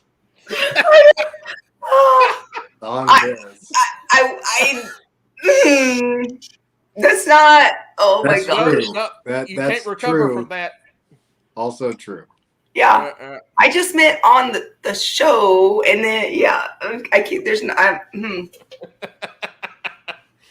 Look, probably one of the greatest moments of Bass and Brews was when Alex and I had Coley on for the first time ever. I and we had gotten into some craziness even before we started. And Alex is like, he has notes and shit written out. Look, y'all, I don't have nothing fucking written out. He has notes and shit like doing. He's like, all right. Yeah, that's good. Now let's get into Coley. And I was like, I just looked up at you and was like, I'm not trying to laugh, but I was like, yeah, what? And Alex is going, and me and Coley are over here like, what? I remember exactly where I listened to that in Troy, Alabama. On my way home. I listened to that. I remember I was right by the gas station just south of Troy, Alabama, and I remember that moment. It was great. Well, it was funny, but what was even funnier is that Paul and I couldn't stop laughing, and Alex, he's laughing just as hard, but he had no idea what he's laughing at. He also went to the bathroom and left the door open, and everybody you could hear him. Piss. I know. And then he didn't believe us when he told him. He's like, "No, I didn't. You couldn't hear us." Yes, it could. I wasn't pissing. Oh, that was fun. But yeah, I think that was equally as embarrassing moment for me. And Brandon, my apologies, but I meant like Bass and I can't point right. Bass and Brews, and I said this. So sorry. Your apology is accepted. Okay. Oh, I'm still a little red. One of my other favorite moments of Bass and Brews was like 45 minutes into a podcast. I can't remember. It might have been the same one. I asked for Coley, whose grave she stole the flowers from behind her. Was that the same one, or was that when you guest co-hosted? So that was my first guest co-host, Tiffany, and I purposely got the biggest arrangement that I could stuff in my little Santa Fe. And my boss goes, "What are you going with all that?" And I said, "Don't worry about it." He goes, "What are you going to do with it?" I'm like, "It's for my podcast. I'm giving my host something for him to make fun of me about." And I put it in here, and that thing lasted for like 2 weeks. It was beautiful. But yeah, you got me good on that one for sure. You and Tiffany both jumped the gun on that one. You were on. That was fun. Yeah, but I don't have any flowers. There hasn't been any work, so I don't have any flowers. So I got my flag and because I live in California, and the only thing that consistently lives are succulents. Got my succulent and my hook set hat and my flag for the major here. And what kind of lamp is that? What kind of lamp did we talk about that being? It's a really nice lamp. It's a really nice one. You better put that finger down. Your mama listens to this podcast, and that finger is gonna. She does. Yes. Hi, Mama Coley. Hey, Mama Coley. Mama Carol. So, but this looks like a soda, so she'll think it's a soda. Nice. Well, she until won't she when actually you told her it listens was elephant donation alcohol. Seltzer. I said it was a seltzer, right? See. Sparkling water is non-alcoholic seltzer water. Oh, I don't think she's listened the last couple of times. I think she I feel like after the dildo lamp episode, she was like, "I'm done." We're not giving Mama Carol enough credit, I don't think. I think she might know. So let me just tell you, she was born and raised in Keene, Texas, to a Seventh-day Adventist minister. So Seventh-day Adventist is what I am. It's a form of Christianity. We're very strict. Let me tell you, she does not know what that D word means, because when I was younger, we were watching a movie out at the river while we were vacationing, and they were talking about vibrators and that D word that I'm not going to say. And she said, "Bob, what's a D?" And he's like, "Carol, I'll tell you later. Carol, I'll tell you later." And my brother and I were so embarrassed, because it's like, are you kidding? Like, are you kidding? And she wouldn't stop saying the word. And to hear your mother say that word that many times, let me just tell you, it's like, Mom, shut up, go in the camper, like just leave. That'll tell you later. So I'm pretty sure she doesn't know what that is. But if she's watching, she's going to ask me now. So thanks for that. My pleasure. It was my pleasure. Yeah. I'd be like, Mom, Dust Off Fishing taught you what a dildo was. What's funny is nobody knows my name is Brandon. They all think it's Dustin. Uh-huh. So, I don't think I've ever told you this, but when I first started interacting with your page and liking your page and kind of getting to know your pictures and your fishing style, in my mind, your name was Dustin. I didn't ever look to see underneath. I was also kind of new to the fishing industry and didn't really know a lot about the etiquette of pages and whatnot. And it says clearly right under Dust Off Fishing, Brandon says it, right? But in my mind, it was Dustin. And I think one of our mutual friends thought you were Dustin for a while as well. And I thought that was kind of funny. But yeah, because Dustin, Dust Off, I don't know. It's kind of funny. So what I've learned on Instagram, generally speaking, I would say about 25% of the world's population on Instagram is observant and pays attention and reads. Yeah. Or 75% does not. Right. Look, well, this ding dong over here. The first time I had, when I reached out to Coley to be on the podcast, I'm like, so what's your real name? Yeah. And, no, and that's not what you said. You said, so Coley, what's your name? And I was like, real name. You didn't say real. You said, what's your name? And I said, it's Same right thing. That's there. What I meant. It's right there. It's Coley, Coley. But see, this is the thing. Cupcake Coley. Look, I met a girl named Moonshine before. Mm-hmm. That was her fucking name. I don't know who y'all are hanging out with in the day and age of social media, if your name was Moonshine and just Moonshine, everybody be like, that ain't your real. Oh shit, Dustin gotta go pee.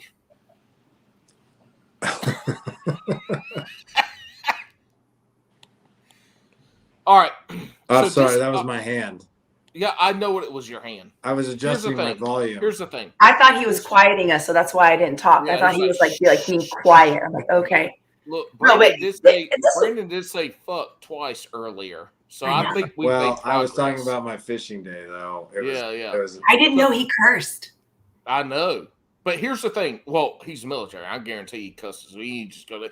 All right, here's the thing. Two things. One, we just spent like 5 minutes talking about dildos. So that's the reason why Paddler's Playbook had to put the warning. They had to put a warning before our segment on their last podcast. Before and after. And after. And if y'all hadn't listened to that podcast, go listen to it, Paddler's Playbook. And if you do not listen to their podcast in general, you are missing out. Those guys are fun as shit. They're awesome. They're great. Secondly, let's get back to what I was trying to ask Dustin like 5 minutes ago. Dustin, you mentioned like having a blade bait come back into your chest and having to pull that shit out, not showing it.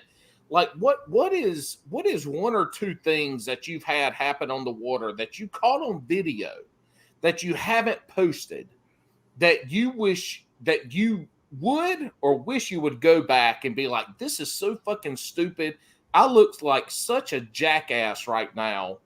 I'm not posting it. But is there something you would go back and post right now? No. As a hunterman, I very much enjoy sharing my. Every time he says it. I very much enjoy sharing my gaffes, my bullshit. Honestly, like the things that, if anything, the things that you're talking about, I wish I would have had on video so I could share them. Paul, I can't even look at you. Brandon, were you looking at me, Brandon, or were you looking at Paul during that? I was watching both of you. Yeah. Then you didn't see what Paul was doing. I did. So, I just but see, got extreme focus. That's military. Yeah. And that's what's great, right? That's the real side of it. When your damn lure gets tangled and the 3 rods behind you and you're trying to pull that shit out, or you get hooked in the chest with something. That's why our last guest, Abide Fishing, Josh, I think that's one of the things that makes his channel so fun is the stupid shit that happens on the water that he posts. And this goes back way to the beginning of this podcast, to where you talked about Brandon. I can't want to call you Dustin for real now. Call me Brandon, whatever you want, baby. All right. Oh shit, girl, you gonna call me baby? You talked about the pros and what they do, about them not catching fish or them losing lures and shit like that. We don't see that from their side, but that's why some of these non-pro people in social media have a following, because they show what happens. They go out, they fish for 8 hours, don't catch a fish, but they put a 10-minute video out of them losing lures or losing a fish or getting tangled up. Like, they show that real side of fishing, and Josh does a real good job with that on his channel. Yeah, so I subscribed to his YouTube channel after I listened to your stuff, and I think what you're saying is that you people like folks that are relatable. Yes. And I've done a bad job lately of capturing content via GoPro, and kind of if it's not running all the time, you don't capture it. But like, I have been fishing with a jerkbait that I very much enjoy. And I'm gonna tell everybody that listens to this. So if you listen to this, you're gonna get my secret, and it's fine, because like we talked about, we're all about giving tips.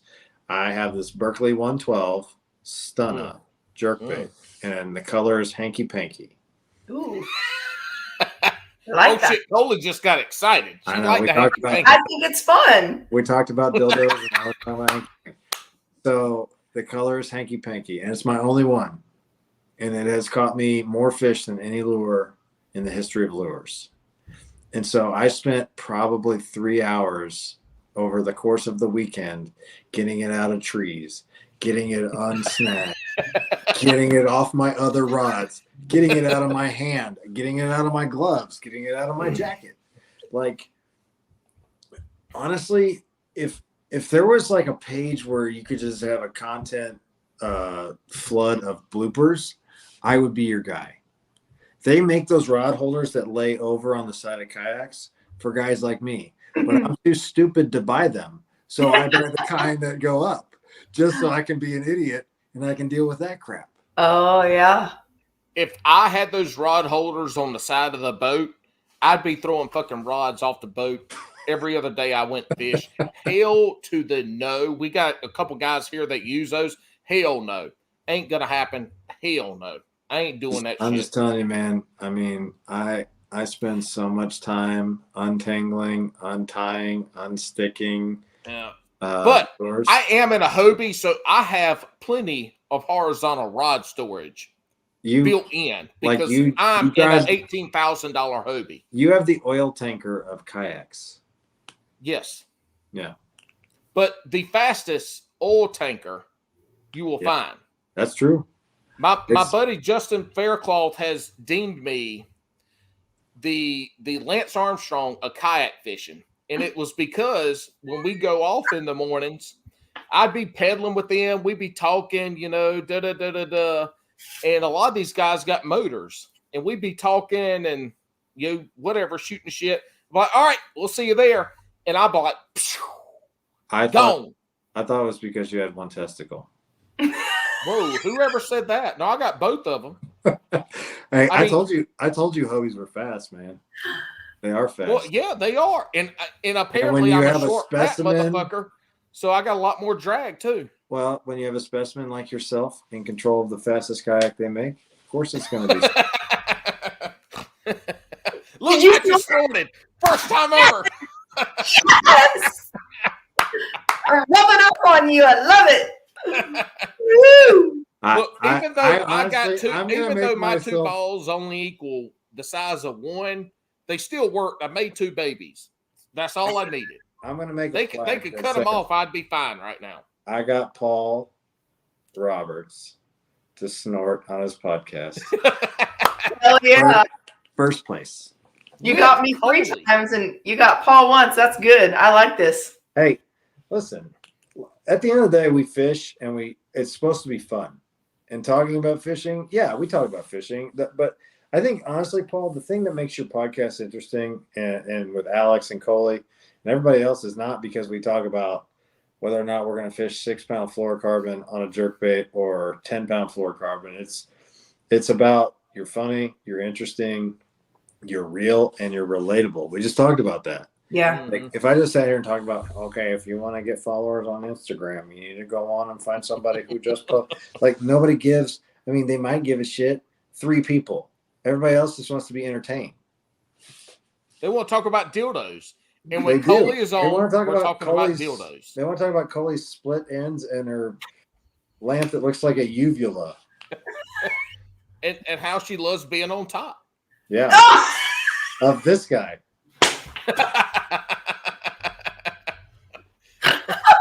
My mom was going to get you both for that one. But you said your mama quit listening after first dildo I was lamp. gonna say joke, we're so banking good. on like the diehards right now. Nobody's listened to this for an hour and 41 minutes. Oh my gosh. So you think that, but our retention rate for the 4-hour Thanksgiving episode Oh, that was so fun. was like 85%. That's That great. was so fun. 4 hours. That's nuts, man. That's like Jason Biggs level, man. It was amazing. I'm not gonna lie. I mean, I was only on for 20 minutes or whatever it was, but I was watching it and I was laughing. Just watching your last podcast with Josh. I don't follow his YouTube channel, but after watching it, I'm going to. I fell over doing my dead leg lifts today. Like I was rolling and laughing, listening to all the stories. I'm just And saying. you made me laugh and snort quite a bit tonight. I embarrassed myself a couple times. It's great. I love it. I'm just thinking about this guy like wearing a skunk costume out on a kayak. You know. I was trying to envision Lockwood in that skunk outfit because he's like, I send that to Lockwood, and I was like, wow, that's an interesting one right there. But that's funny as shit, you know. Like I've spent so much time. Like I used to just spend so much time. Like, well, you know, who's gonna like what, or like what kind of crap am I gonna get for X, Y, or Z, and as you kind of grow in this, you know, section, whatever. You just kind of figure out, like, it doesn't matter. It doesn't matter. You know, be who you are. And honestly, if you are who you are, like Paul, if you're going to post pictures of yourself standing in snow with no shoes on. With his transitional pants. Those are stripper pants, Paul. They ain't transitional. But like when we're talking breakaways, they got zippers. They ain't breakaways. But when we're talking about you, that's what stands out, right? Like, what stands out about me lately? Me being a dumbass and going out in the river with Ryan in a fucking blizzard. That's awesome, though. But people are just, and like, no, there's no fish, there's no lure, there's no rods. It's just 2 idiots on 2 boats covered in snow. Freezing. But with Ryan's comrade hat. I had 3 pairs of gloves that day. Soaked through one. I put on another one, soaked through those, got back to the truck, put on another pair, soaked through those. Like, it was the coldest I have been. Like, I came home and showered for like a half hour in the hottest water I could shower in. I was so cold.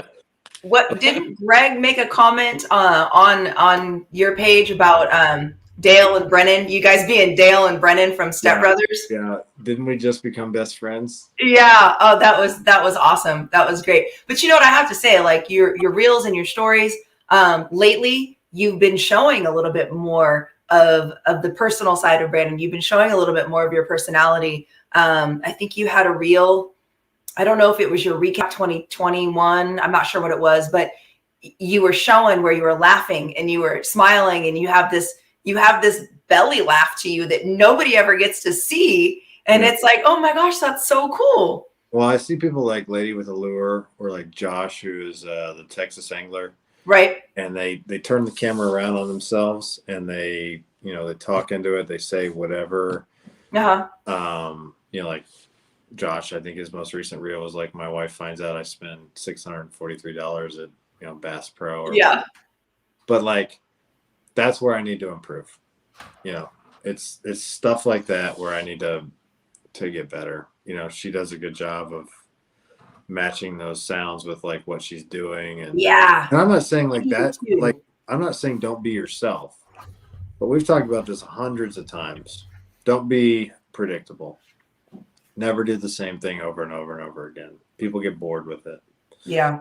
You gotta keep mixing it up. You gotta be new and original. You gotta come up with new ideas. But yeah, I'm not lying to you all. I felt like trading my boat in Sunday afternoon, driving it home, because I was just so mad. And people, Paul, you'll understand this. You're competitive like I am. You talked about, hey, you want to go fish? We're gonna compete with something. Like Ryan and I do that. We compete for who catches the most fish when we go out every time, and we talk shit the whole time we're out there. And but you'll get this from the competitive side of me. People say, oh, well, the best day fishing or the worst day fishing is better than the best day at work. Right. No, the hell it isn't, because we're out there to do something. And if we don't do it, now take your lesson, learn your lesson, but I'm not going to come back and go, well, at least I got to go out and enjoy the beautiful, glorious sunshine out here. Like, no. That's me every time. No. Every I can walk out my fucking back door and enjoy the sunshine. When I go fishing, I go to catch fish. I don't care if it's me just going fishing or me going with my son or me competitive fishing. I go to catch fish. And if I don't catch fish, it fucking sucks. Yeah. That ain't a good day. Like, I don't fun fish. No. Like, I go to catch fish. I don't go out there to fuck around. I don't want to go spend 8 hours out there in the heat or the cold, pedaling around on a fucking boat to not catch fish. I go to catch fish. That's what I go to do. Yeah, and I hate getting up early. And I got up early, and I had a mission. The military side of me, you have a mission, you're supposed to accomplish your mission. My mission that day was not accomplished. Doesn't make me feel good. I don't like it. But what it does for you and me and everybody else who kind of has a like mindset is it makes you want to get better so that you have fewer and fewer of those days. And so this is one thing, Coley, when you get your kayak and when you start doing the Slay Nation kayak stuff, when you get out on the water and off the bank, your mindset is going to change. Oh, I know. You're not going to want to just go fishing to hang out and do, like, your mindset will change. I know you well enough at this point to know that your mindset will change. But you also have to realize too, is that I'm in customer service, right? So I'm a bartender in 3 of the largest event live music centers around. I thought we were doing a thing. Is that a thing? We all did apparently, apparently Dustin thinks when he puts his hand up to the camera and burps, we can't hear it. Coley is louder than you are, Paul, and she talks less. So, so anyways, it for me, I absolutely, if I do get out on a boat and I'm out there, we always go for 10 or 12 hours, and it is a long day, and I'm in Southern California and it's 105 degrees. Trust me, if I get skunked, I get bummed because I am the non-boater. I am in the back. I like being in the back of the boat. I don't mind that. But if I have a suggestion, like, take me over here. And if you don't take me over there all day long and we don't get anything, and I'm looking at the fish finder, I got the Lowrance 16 figured out. I'm seeing the fish swimming by and I'm saying they're over here and you're going over there. It does piss me off. It gets me real pissed off. But because of what I do for a living with the nanny and the bartending, the things that go through my mind and the throat punching that I want to do and the strangling that I want to do and the drop kicking that I want to do when I get out on the water, for me, it gives me a sense of peace, and it brings me back to, okay, I can deal with tomorrow. I can deal with, tonight's bullshit. I can deal with somebody saying, you didn't put any alcohol in my drink, or, oh, you're pretty, give me your number, whatever the crap it is it's going to be. I got to sit there and say, thank you very much. Have a lovely evening. When you're telling me I didn't catch a fish and I fished for 12 hours today. Fuck your alcohol.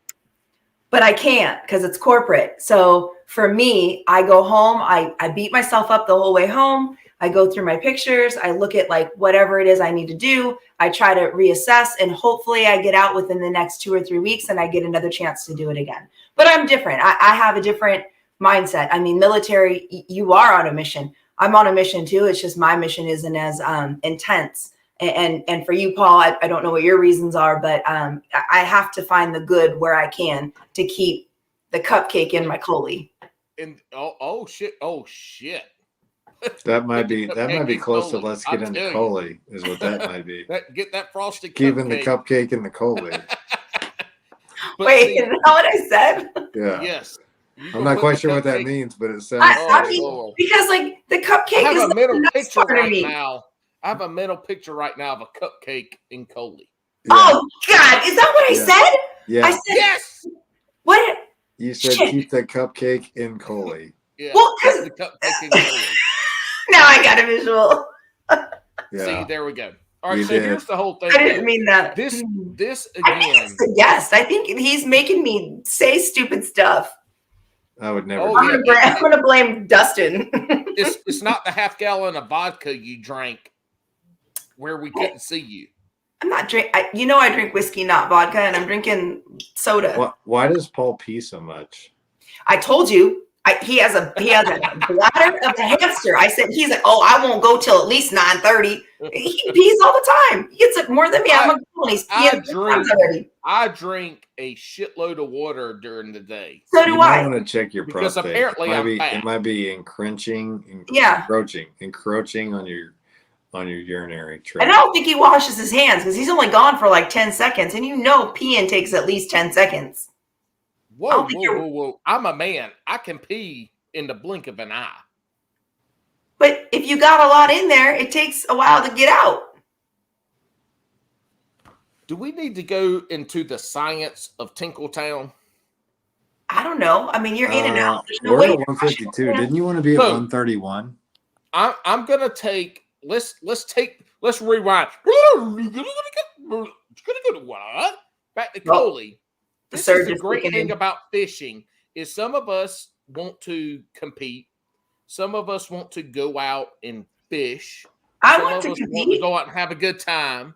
Like that is the essence of angling, is that you can buy a rod and a reel for $10 and buy chicken livers or use whatever you have. As long as you have a rod, a reel, line, and a hook, you can fish for whatever you want to fish, however you want to fish for it, to be happy about catching something or be happy about catching food. That's the essence of fishing, is that we can go out as anglers and do what the hell we want to do angling. I mean, there's not many sports that you can do like fishing. Everybody, you can go out there, you can be missing limbs and all this and that, all this shit we talked about. The essence of fishing is literally anybody can do it almost anywhere. That's the essence. That's the great thing. And with that, we're going to move into the shotgun round. And Coley, do you seriously not have the shotgun round questions? I don't like clutter in my phone, so I delete my text messages. Oh, Sorry. Jesus Christ. Why would but I you remember do them. this? Like, if I can go you have been the guest co-host of this podcast more than anybody else. Yeah, but you never let me get a word in edgewise, so I just let you talk. What are you talking about? The last time you asked questions, you got my voice raising all high because you're wrong. Shit. All right, I'm going to text you the questions you ask. Hold on, y'all. I know the damn questions. I just don't know what order they're in. The order don't matter. It's just a Why do question. your eyes close when you get angry or defensive? Mine or his? Yours. You close your eyes and look down and you go. All right, Coley. I know the These question. are yours. Because I went to look at my phone to see if he texted to me. I was looking down at my phone. Okay. All right. I already know that. Look, I Bass didn't and know. Brews podcast. Hold up, Bass and Brews podcast. Let me get excited. Dustin's gonna put his hand up to the damn camera because I'm too loud, No, or hold on, he let me has to fix that. poot or burp. There we go. Gotcha. Bass and Brews. No, I was the Turn loud around. one. I'm the loud one. You talk too much. Yep, he's just sensitive, so he thinks it's about him. Yeah. Not everything's about you, Paul. I know you like to be the prettiest one on the show, but come on, it's not always about you. It's my fucking podcast, so it is all about me. The listeners come to this podcast to hear what kind of stupid shit I'm gonna say. Not your last listener, not your last guest. Your last guest said he got duped. He thought I was your co-host. That's the only reason he did your show, and then you duped him. He did say that. I feel very fortunate. although I would love to have both Coley and Lockwood. I feel fortunate. I almost got a back scratcher today just to fuck with you. And I was like, what is going on? That didn't get me, but the tooth picking, I was like, Lockwood, what are you doing? You gotta, what? And every 8 minutes, it was a burp. So it made very to fill everybody in, Lockwood was doing absolutely everything in his power to stay awake during that episode because his ass actually had a plumbing job he had to go do. Oh. So he was tired. And by the end of it, the next day, he's like, dude, it was all I could do to stay awake. I was like, is that why you kept fucking scratching your back and doing dumb shit? It was funny. And I didn't get to watch it, but it sounded like he was rifling through things or like things were crunching and I think it was his voice. Look, at one point, I was like, Lockwood, I didn't bring you on here to grunt and breathe. Are you going to ask any questions? He was tired as shit. I did think I was like, why is he so quiet? I did too. Exactly. I did too. I was like, he's not saying anything. But he was muted. Lockwood, where you had to kick him off and let him back in. Lockwood, if you listen to this shit, I appreciate you being on. I love Lockwood. You obviously did a fucking terrible job as a guest co-host. This is it. That's it. No more Lockwood. Thanks to Dustin and Cupcake. I love Lockwood. Hold on. And all backtrack now, Coley. And all the Huntermans in your audience. Yep. All right. Hunterman's unite. Okay. Let's roll because we still got to close out with all of our sponsors, and we know Dustin/Brandon has a bunch to holla at. Yes, he does. Okay. Coley.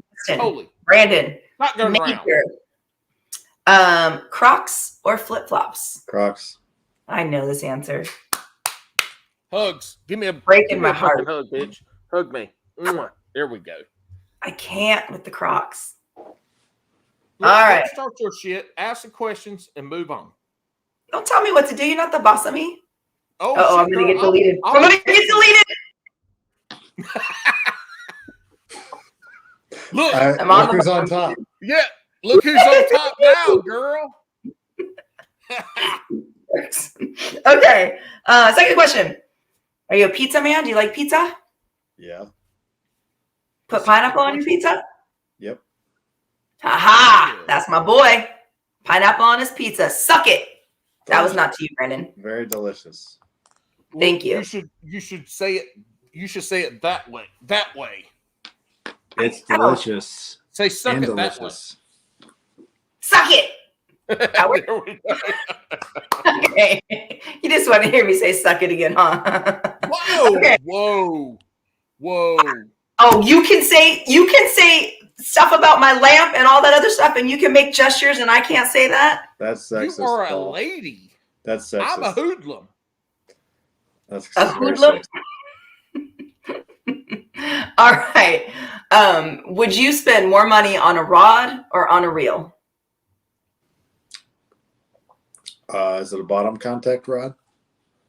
No. Oh, you broke up. What? Rod or reel? Is it a bottom contact rod? No, Yes. rod or reel? Rod. Look at you pissing him off on a rod. Okay. Okay. So you and me and Ding Dong over here out fishing for 3 hours. Would you rather catch 5 2-pounders and whoop Paul's ass, or what? You don't text very good, Paul. I copy and pasted, Or Coley. You You can't put read. post. That's why you put post. Would you if you're fishing with the 3 of us, or you the 2 of us, this Ding Dong and Cupcake over here in a 3-hour session, would you rather catch 5 2-pounders or 1 7-pounder? Not post, Paul. You put post. One. Look, I copy and pasted, so That's you can't right. read. Yeah, clearly you can't read, crunchy bumpkin. 1. Good answer. What was your answer on that one, Paul? I forget. Always 7-pounder, forever and always. For 1, okay. All right. Always 7-pounder. I'd fish 24 hours to catch 1 7-pounder. Yeah. All right. I'm in charge of these questions, and I won't fuck them up like my guest co-host Coley. If you could spell, I wouldn't mess them up. I I appreciate copy that. and pasted, so I mean, that's No. all I got to say. Mine says Listen. 1 7-pounder. It's going to be nice to have some professional and appropriate questions. Thank you. See, I bring I'm going to professionalism give you some more questions. to Bass and Brews podcast. Alex, he's good. He's good. But I'm the one that brings all this shit down to what people want to hear. No, I mean, it is a smoothly oiled machine when you're running it. That's right. Thank you. Alex right now would not only be shitting his pants, he'd be gone. Yeah. He'd be like, I got to fucking go. Coley, also, Coley, you fucked up. We're 2 hours and 2 minutes in. And I said we're going to be done in an hour and 30 minutes. I got both of these handsome men to look at. You think I'm going to try to get off this podcast? I'm good. So what you saying is Alex is an ugly motherfucker, so we had to end that shit at an hour and 15 minutes. We didn't. We went over on ours. Not that much. Anyway, let's get this going because we got a lot to do. I think Alex peeing and everybody hearing it makes him less attractive. Alex is cute. He is not cute. He's look. Anyway, wacky or Texas rig. Wacky. My man, high five. Or as you do when you have to burp, you put your hand up to the phone. Got it. Slow jams are hype music. Hype.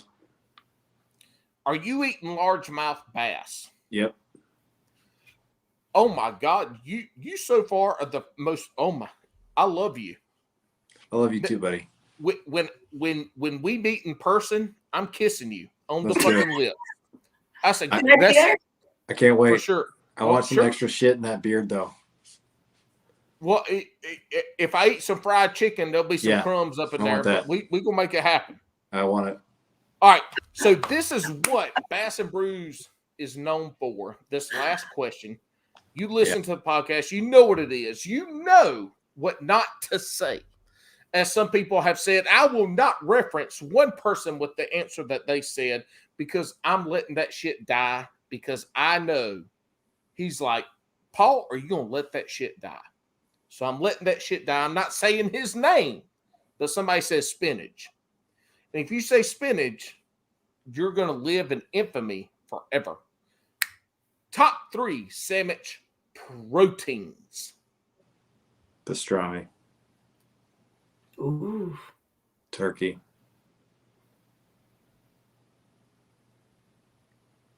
Roast beef. Okay. We went safe. All good answers. All good Very answers. good. Those are true, though. Have you guys ever had the good answers? You guys ever had Hell yeah. Pastrami is a good one. It really is. That was one of mine. It really is. What's the one? Have you guys ever eaten Firehouse subs? Oh, yeah. They have No, we have them now. They have it's called the Ladder. It has Yeah. It's amazing. Mm-hmm. What's on it? Pastrami. Provolone, pastrami, and then whatever the other stuff lettuce and tomatoes, right. whatever you I'll want. try it. It's amazing. So I'll say this: Nate Shagnon got mad at me and actually messaged me today because, like, dude, I'm fucking disappointed because on the last episode somebody says steak, and you're like, I believe that's the first time we've had the steak on this. I'm like, dude, you interviewed before I was part of this podcast, so I cannot be relegated to shit that I had nothing to do with. But because I love Nate and because Nate has a wonderful story, and if you hadn't listened to his podcast on here, I think it was 10 or 11 or 12, listen to it. Nate, I apologize. Nate was the first one to say steak. There you go. All right. So that's it. Dustin / Brandon / Dustoff / Mr. fucking Handsome / Major. Oh, I'm sorry. Major Handsome. High five. There you go.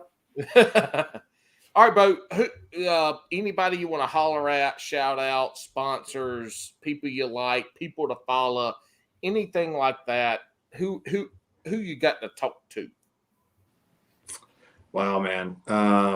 Well, I mean, as far as sponsors go, you mentioned Third Eye Fishing. So Max is one of the most genuine, nicest people I've ever dealt with.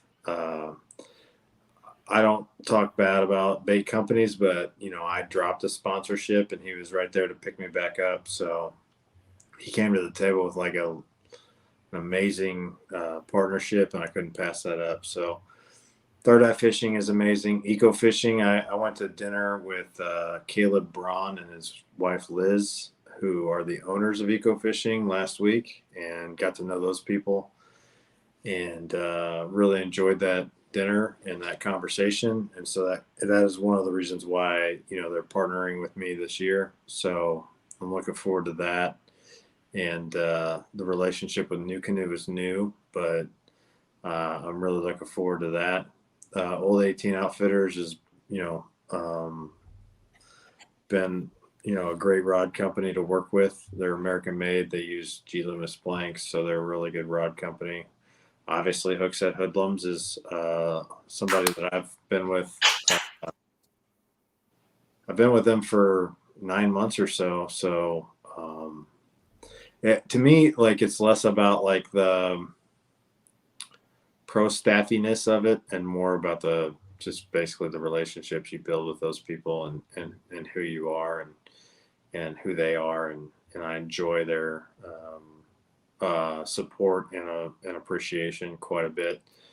I've got a bunch of other companies that you can check my link in my bio at dustoff_fishing. I will just tell anybody that wants any advice is, work hard, work on your weaknesses, be a good person, be nice to people, and be genuine, and basically everything else will follow. So that's all I got. Brandon's the reason that I got introduced to Hookset in the first place, because he was wearing that pond wrecker hat that I loved, certified pond wrecker. And I was like, I need to get me one of those hats. Yep. So that's how the whole story for me began, is that I ordered this hat and Andrew accidentally sent me the Underwater Robberies unreleased hat. So that's how I got involved with all the hoodlums. So super grateful for that as well. So thank you for that as well, Brandon. I appreciate it. All right, Coley, who else you got to shout out?